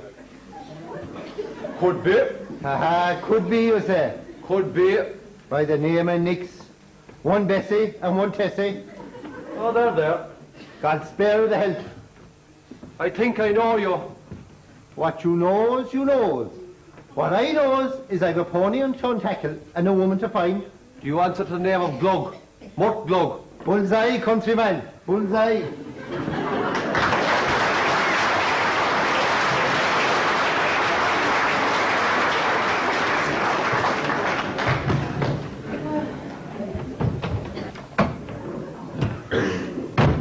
Morning, Tom Sean. Morning, Dolly. Where's everyone? Out. That's where. Great God Almighty, is that the time? That's the time, all right. My last. The very last. They've all had breakfast and been to mass and gone to the Strand. Everyone saving yourself. You'll have a cup of tea and toast. Would you like toast? No, thank you, Dolly. A cup of tea will do me nicely. Seldom I sleep without mind you. I'm glad we're alone. What? I want to talk to you. First we'll have a cup of tea. Me more my line to have a shave, which I suppose I'm more full of taste nor bad start to the day. My father was always saying that a mother tea going to bed was as good as any sleeping pill. Of course, in this case, they were ponytail men, no, but you like his brew was black as a fan and sponge. And on top of that, you know what you used to do? You used to chew tail ends like other people chew tobacco. Says on, his teeth were bones bundled. You like it strong, don't you? What's done for me, Dolly? Wake tearful, wake people. Now, My father, of course, no, would never buy his tea in phone packets like ordinary people. what way did you buy it then? 100 weight at the time. And what would he do if it was rationed like now? You do without it. Now, No what? now for our talk. Yes. You did mention the talk. You know my mother well, don't you? You know well enough, I suppose. And do you like her? That's what everyone likes us. I'm not talking about everyone. I'm talking about you. I like to tell. How much? How much what? How much do you like her? A good bit. How much is the good bit? No. I'd rather you didn't ask me that question. Why not? Because that is a question of a personal nature and I couldn't tell you. But you must tell me. You know what? Tell me how fond you are of my mother and stop avoiding the issue. Now answer. How fond are you of my mother? Look, very. And that's the last word on that subject of what it's all to me now. And what about me? What about you? Are you fond of me? Am I fond of you, is it? My dear Jolly, there is no sunbeam laking into the windows right as well.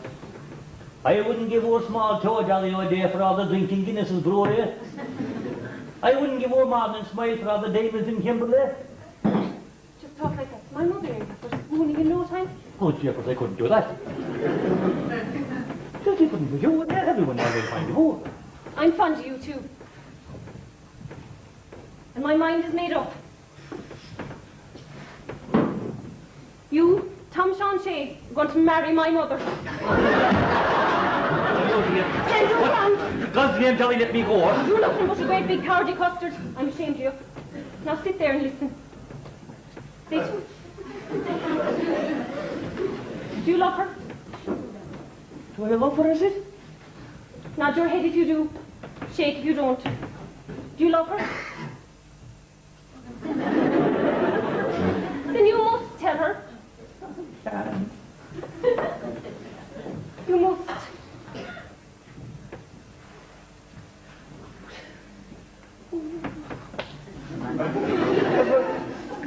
My mother and I both need you, Tom.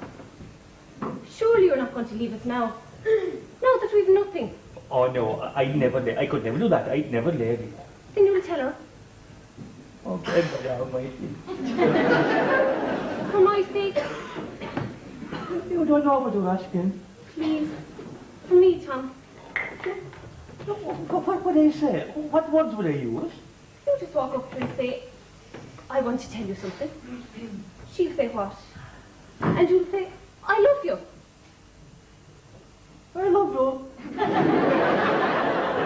Just that? Just that. No more? No more. It's simple. That'll be her now. This is your big chance. If you muff it, I'll never speak to you again. Could I listen to the news? Oh, no. No. It has to be straight to her face. Good morning, Tom. Good morning, Mary. You slept it out. I did, Mary. I stepped up, Mary. All right, Mary. I did, Mary. You had some breakfast. I had some breakfast, Mary. I had, yes. Tom has something to tell you, Mother. Haven't you, Tom? I've things to be doing. I'll see you both later. Tom? Well, Tom, what have you to say? What do you want to say, is it? Yes, what have you to say? Dolly said there was something. Did you? Oh, we got there something, all right. It was my father, no, he got the bull by the horn. He smothered her with one scrum shot in the knee. Well, God, but that man could let go and talk what was wanted. Don't you think you're rather dummy?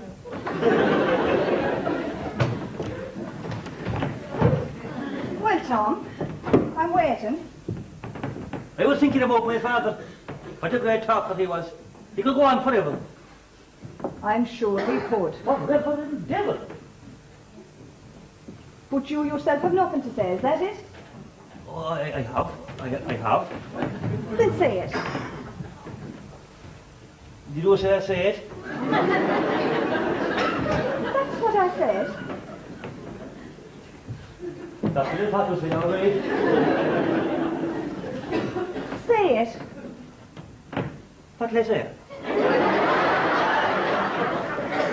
Whatever it is you want to say.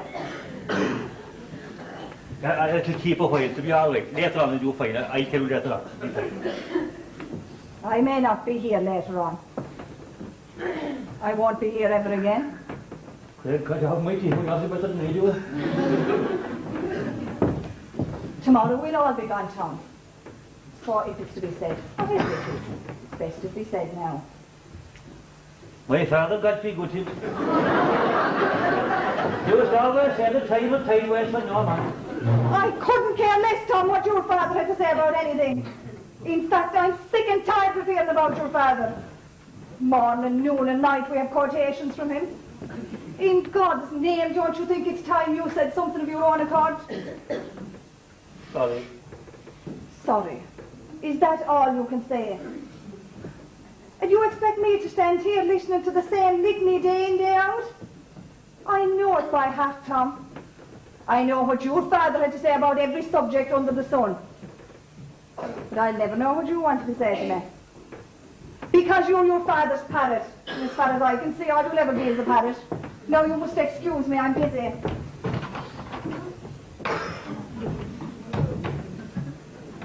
Father, will you come to my aid? Do you hear what she called me? A parrot? It's all your fault. What parrot, imagine? Come on, man.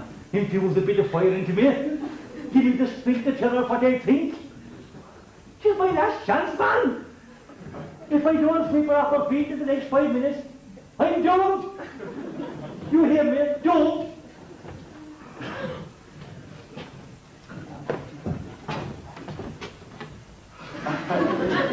Mary, come down here. No, never. I can't, I'm busy. Mary, come down here. I'll come down here this instant. This is a matter of life and death. Do you hear me? A matter of life and death.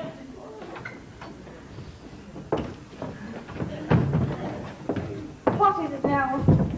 I'm up to my ears packing. Stand there. Just stand there. Until I tell you the words I want to. The first time is in the morning when I wake and my heart starts to sing because I'm in the one house with you. And then I hear your voice from the kitchen. And I can't wait to get downstairs to see the wonderful morning face.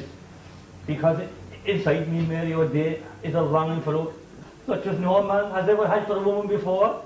And until I can have her for my own, I'll only be half a man.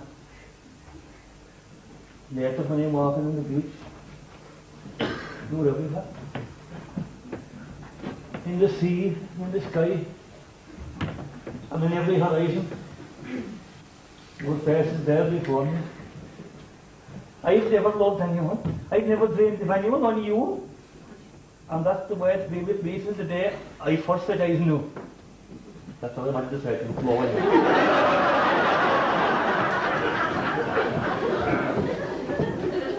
I never knew. Why didn't you say something? Anything? I was afraid I'd lose your friendship. And you stayed silent all this time. I don't know what you said. You will have to say yes or no. There could be no going back now. There could be no ifs or buts anymore. Mary, will you marry me? Oh, yes, Tom, I'll marry you.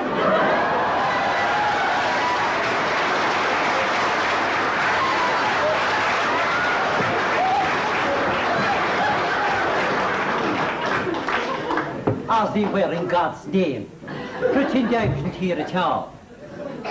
Resume your former positions. And you should redouble your efforts. I'll be on my way.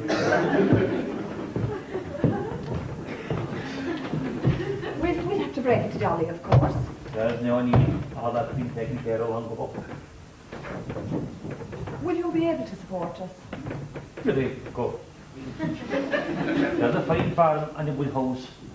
It is a bit run down. Mind you, like myself, which a touch of a woman's hand will rectify everything. Oh, Tom, I'm so happy. It's so good to be loved. And especially when it's a wonderful man like you. Oh, you know there's nothing wonderful about me. I'm not used to this, Tom. You turned my head entirely. I know. There's a lot I'll be saying to you from this day forward. Why would I ever be addressing you in earnest from this day out?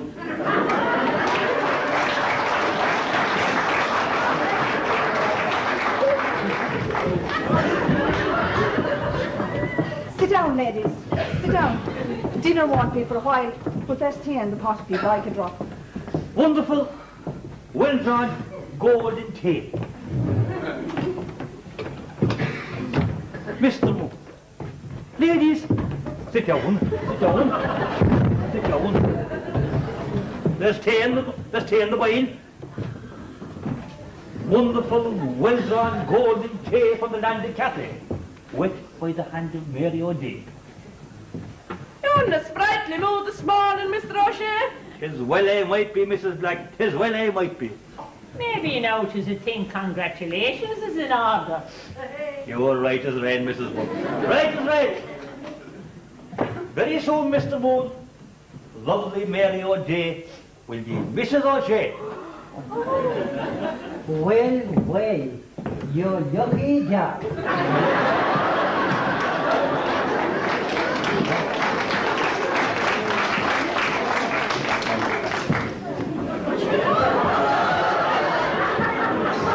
What's ever here? And you likewise. Who might you be, sir? My name is Murtglug, and I came for my wife that's standing over there. Your wife? Tessin? She's fainted. Help me, somebody, please.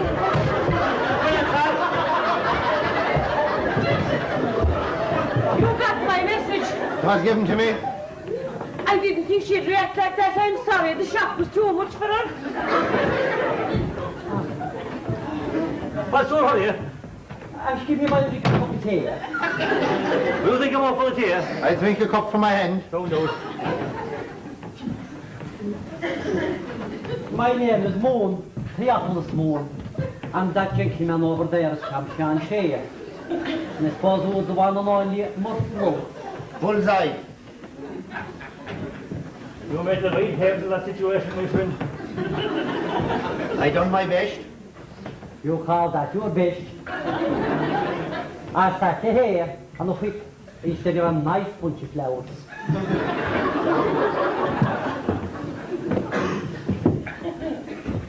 And that coat, there is as much dirt and manure in that coat that would fertilize a small garden. And your ears, there is much dirt inside in your ears that would fill a flower pot. God's sake, how do you expect any woman to endure the likes of that? He's right, my friend. The first thing you do when you meet a lady is to take off her hat.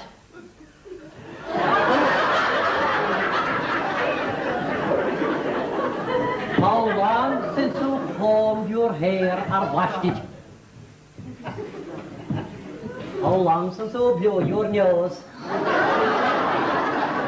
Lad, you drink your tea like a horse drinking water.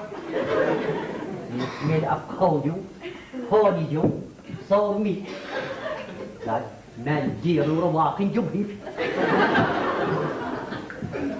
He's being cruel to be kind.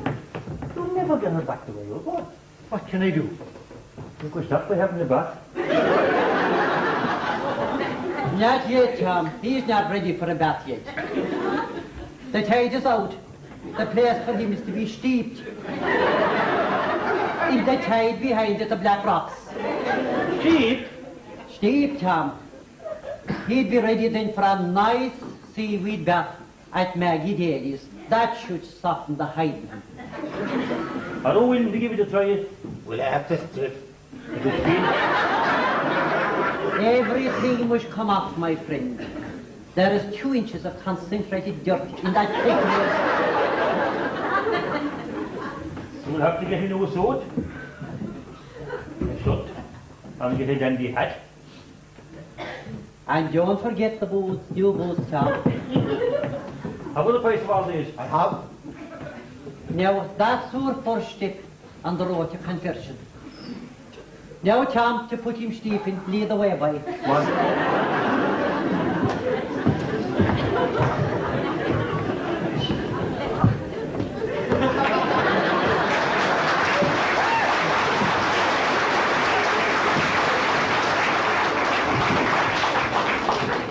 Well, I wouldn't be a fish in the Atlantic Ocean this evening. Not to go give me my weight in gold.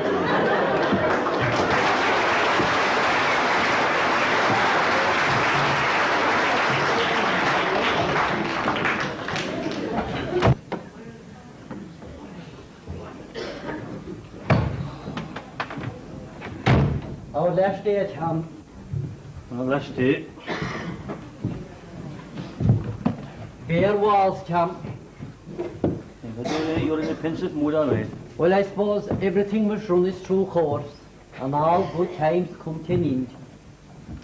All good times come to an end. Tom, what will become of the furniture? Ah, that's all sorts of second-hand there. Oh. I wonder if anyone outside this house knows what's happened today. There's no one's concern, Tom. It only affects us. I know, but wouldn't you think that, like you made was a book that was started a long, long time ago? And wouldn't you think that someone would want to know if I had finished anyway? Tom, it's time for a new book to begin. It's time for us, our story is told, Tom. It's time for us to move over. We are standing in the way. Time for us to move. My father was always... he was always... What used you say, Tom? Do you know I've forgotten? What did you say yourself, Tom? That's the most important thing. I'd say that we had good times here, Moon. Times that won't come again. What will you do with yourself? Yeah, the sister in Dublin has asked me to stay with her. And I'll go up and stay with her. Now, you'll be sure to come to us for the holidays next summer. Oh, indeed, that's a promise, Tom. And we'll come to the wedding, of course. Oh, indeed, I wouldn't miss it, Tom. A month from today, isn't it? A month from today. And why did I ever think of my wife as screams like that for a wife? Well, if anyone deserves her, Tom, you're that man. Where what, eh? Con and Molly, somewhere's nowhere to be found. My mother's worried. The bus leaves in 15 minutes. And if I don't find them, she'll go without them.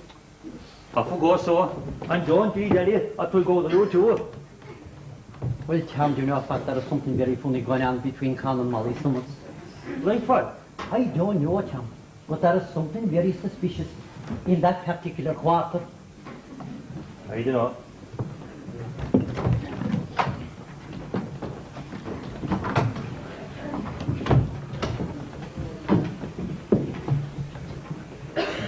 Well, ladies,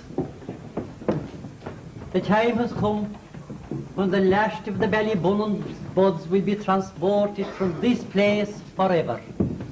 And nobody knows, Mr. Moon. Nobody cares. It's as though we never existed. Now, Tom.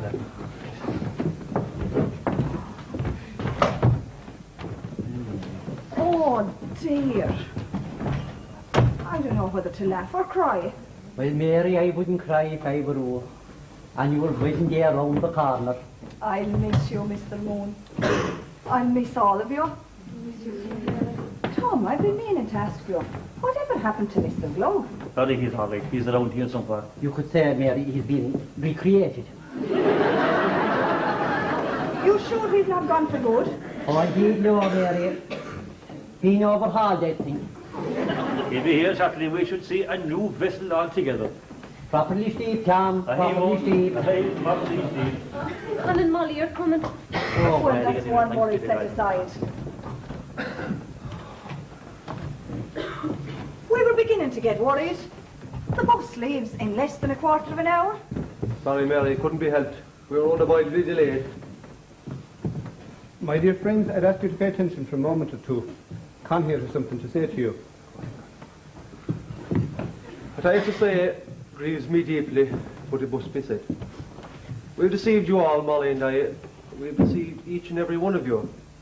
But worst of all, we have dishonoured this house. But how? What have you done that's so awful? We're not married! What did you say? We're not married! Not married. What she means is, we're married all right, but not to each other. Oh my God! And to think you used this house for your goings-on? Adulteration is the finest of all sins. Vera, how do you know?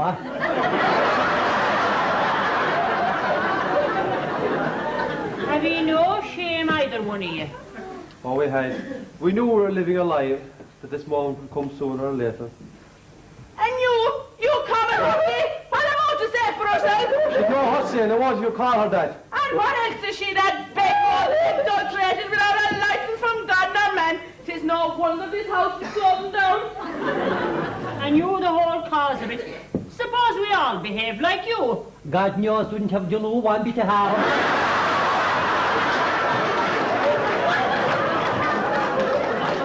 Silence you. This house was doomed from the moment that lady started her shenanigans. Is it a lady that went around without a corset? Going around without a corset, this bed is going naked. It's a wonder a bolt of lightning didn't strike the roof. Once the whorehouse, always the whorehouse. I see here there's no call for talk like that. The truth will be told. That's enough, Mother. And you, Mrs. Black, apologise this instant to Mary O'D. This minute, do you hear me? Go on, say you're sorry. Sorry. Louder. Sorry. Now sit the pair of you and let's hear no more from either one of you. How long has this been going on? 30 years. You may never gone. What about the wife, Con? She's dead for 10 years. And you, Molly, your husband? He's dead too. But when they were alive, ye came here to this house masquerading as man and wife. And afterwards, when they died, why didn't you marry? Our children wouldn't hear of it. They said we'd be disgracing them. Young people think they have a monopoly on love. I'm sorry, Mary. Sorry, she says. Sorry for making a Saddam and go back out of Ballybunion. Mrs. Black, where's your charity? Go along, you prostitute, you. For God's sake, were none of you ever in love? Did none of you ever know the agony of wanting someone, hour after hour, day after day, longing for the fall of the year and the blessed month of September? I know kept this inside now for 30 years. 30 years, Tom. I can't believe it, Molly. We were childhood sweethearts, Mary. We'd been Connor to go to America because he couldn't find work here. Then a year passed without a word. Then another. I thought he'd forgotten. I didn't make it over there. I decided I was no good for her, so I worked my passage to Australia. I did well. Then I came home one day to find that she was married. I took a wife and I prospered. But then one day... Go on, Con, go on. One day I came here to Ballybunion with my family and I saw her. I kept well away, of course. She was with him. After a while he lay back on the strand and she went walking along the shore. I followed her. She went further and further from the crowd. I still followed. And then, just like that, she turned and we fell into each other's arms. That was where it all began 30 years ago. And this is where it all ends. After 30 years of carnivorous knowledge. No, it need not end here. The two of you are free to marry. Never mind your children. You've suffered long enough. If that's what you call suffering. May God forgive us all. May God forgive us all indeed, but not for your reasons, Mother. Well, may God forgive us all for being so hard and Con and Molly Summers when they needed your help. Well, I'll say this. If the priest doesn't marry him the same day as Tom and Mary here, by Jenny, but I'll marry myself. Don't worry, Mr. Moon. I'll marry them the same day I marry Tom, Sean and Mary. Now, Mother, I've something to say to you. I'm in line for parish. God knows, not out of tongue. And I'll be looking for a housekeeper. A housekeeper, did you say? Of course, the kind of housekeeper I have in mind will not be a person who condemns others, will not be a person who holds a grudge, Oh, I never heard grudges. will not be a person who cannot forgive. No, she never holds grudges. I need help, though. Help. Yes. I need help to wash the dishes, to make the beds, to open the door. Very well. You can have Mrs. Black if you wish. Would that be That would be be the answer to all our prayers. All right, that's what you've settled. Now make your overtures to Con and Molly, and if I ever catch the pair of you again without forgiveness in your hearts, then back to the daughters-in-law with you. Go on. Every day's joy to the two of you. And happiness? The two of you will come to the wedding. It wouldn't be there without us. Forgive me, Con. Of course. No blame to Mrs. Buds.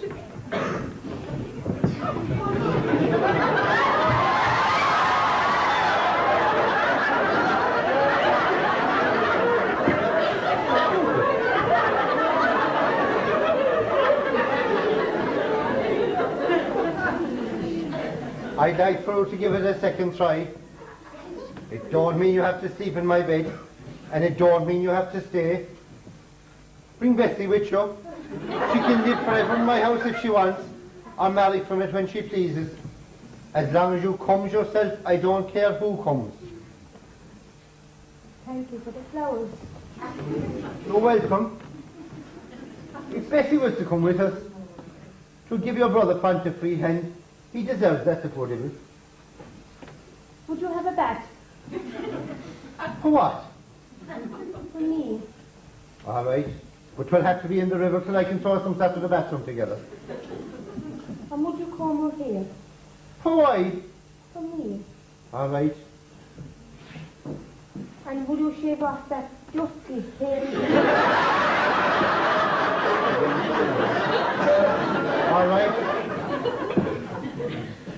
And would you use deodorant? What's that? Oh, you kill your one. Oh, the who?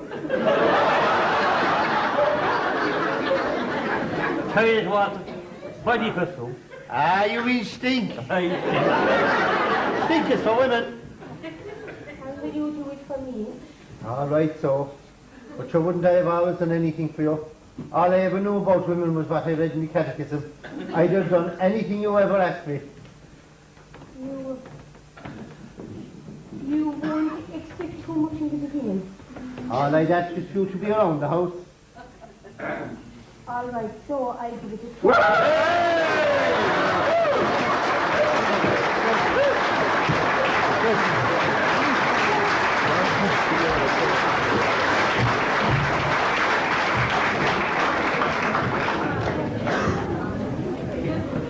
And so, dearly beloved brethren, it came to pass that on the 30th day of September, in the year of our Lord 1945, the last remaining Buds of Ballybunion foregathered with Mary O'Dee's for the final exodus from this radiant and well-beloved resort. Without fuss, bustle, ostentation or outward display of emotion, they vacated the scene they cherished for so long. No tear, no sign, no lamentation whatsoever marked their departure. Neither drum nor trumpet was sounded as they withdrew to fade forever into the treasury of things past. I walked along a sandy shore beside a silver sea, where every wave and ripple there reminds me, love, of thee. And when at night the stars are brightly bright, the pale moon's glow, I'll dream of Ballybunion.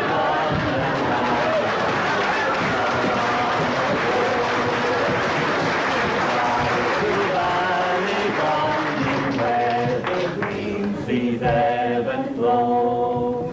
Goodbye to every lofty cliff and golden sands below.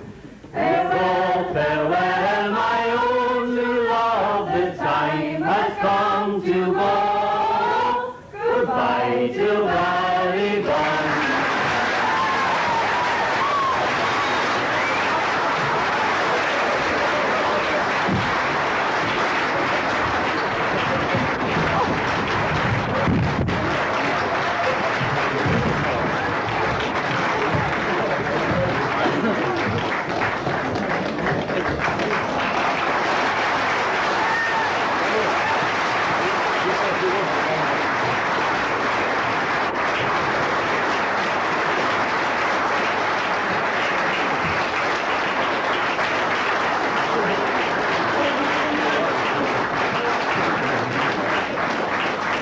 Okay, ladies and gentlemen, thank you very much for coming to see our show. You were a lovely audience, and I hope you enjoyed it because we enjoyed it up here very much. I'd like to thank you people for helping us very much. The front of house people you met on your way in, and the backstage people, you don't see them, but we have a wonderful crew back there on makeup, lights, stage management, etc. It's all in the program who they are. I'd like to introduce to you a few of the cast, some old, some new, but making a welcome return after a year's absence is Christina Bruder, Mrs. Black.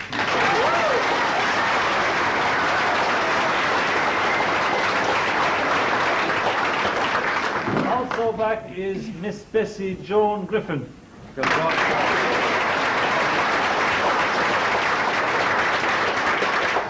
her sister, Miss Tessie Teresa O'Halloran.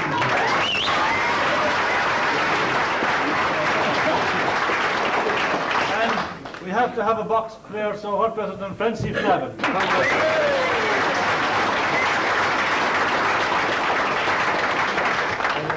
The newcomers this year, for the first time ever on stage for most of them, Molly Summers, Angela Ahern.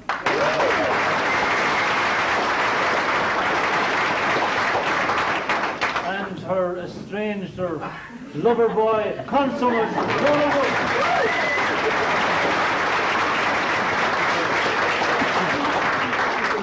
We needed somebody rough and ready, so we got the local Dr. Kieran Murphy.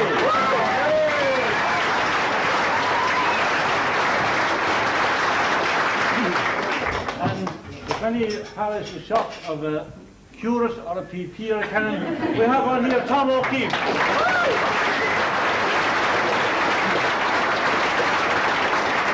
There are two members of the one family make their debut, but his daughter Elaine is here as well.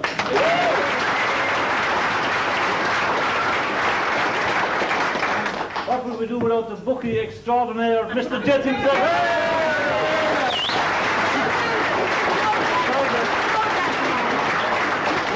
The rest of us you've seen before, so I won't introduce them, but to tell you that it was wonderful working with them. They were a lovely bunch of people, all half mad, otherwise they wouldn't have done it. So this is our last night, so next year, please God, we'll have another play. That's all I have to say to you, except to wish you... Hang on, hold it there, just hold it right there. There's a spot in the apple, but before that, look, there would be no play without this man. Yeah. We wouldn't be here talking about it.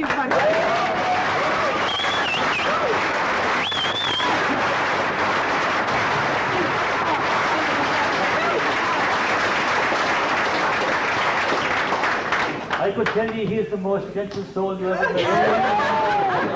No, never hear a bad word out of him. He coaxes and cajoles us. But I'll tell you something. There is no man better than he's doing. Thank you, Oliver.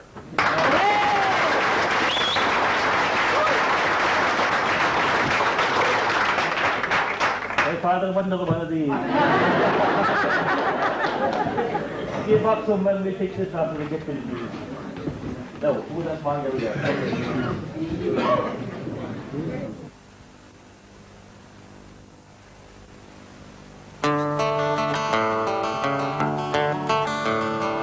A little maiden climbs an old man's knee, begs for a story.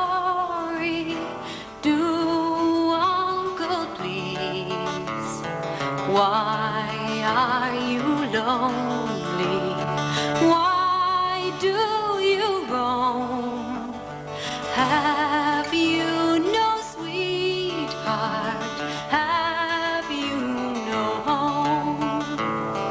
I had a sweetheart long, long ago.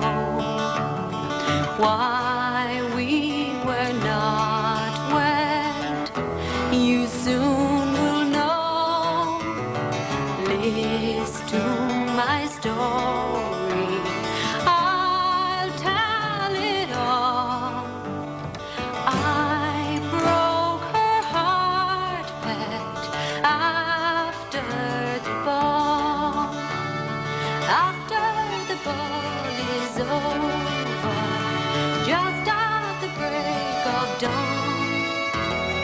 After the dance is ended and all the stars are gone, many's the heart that's aching.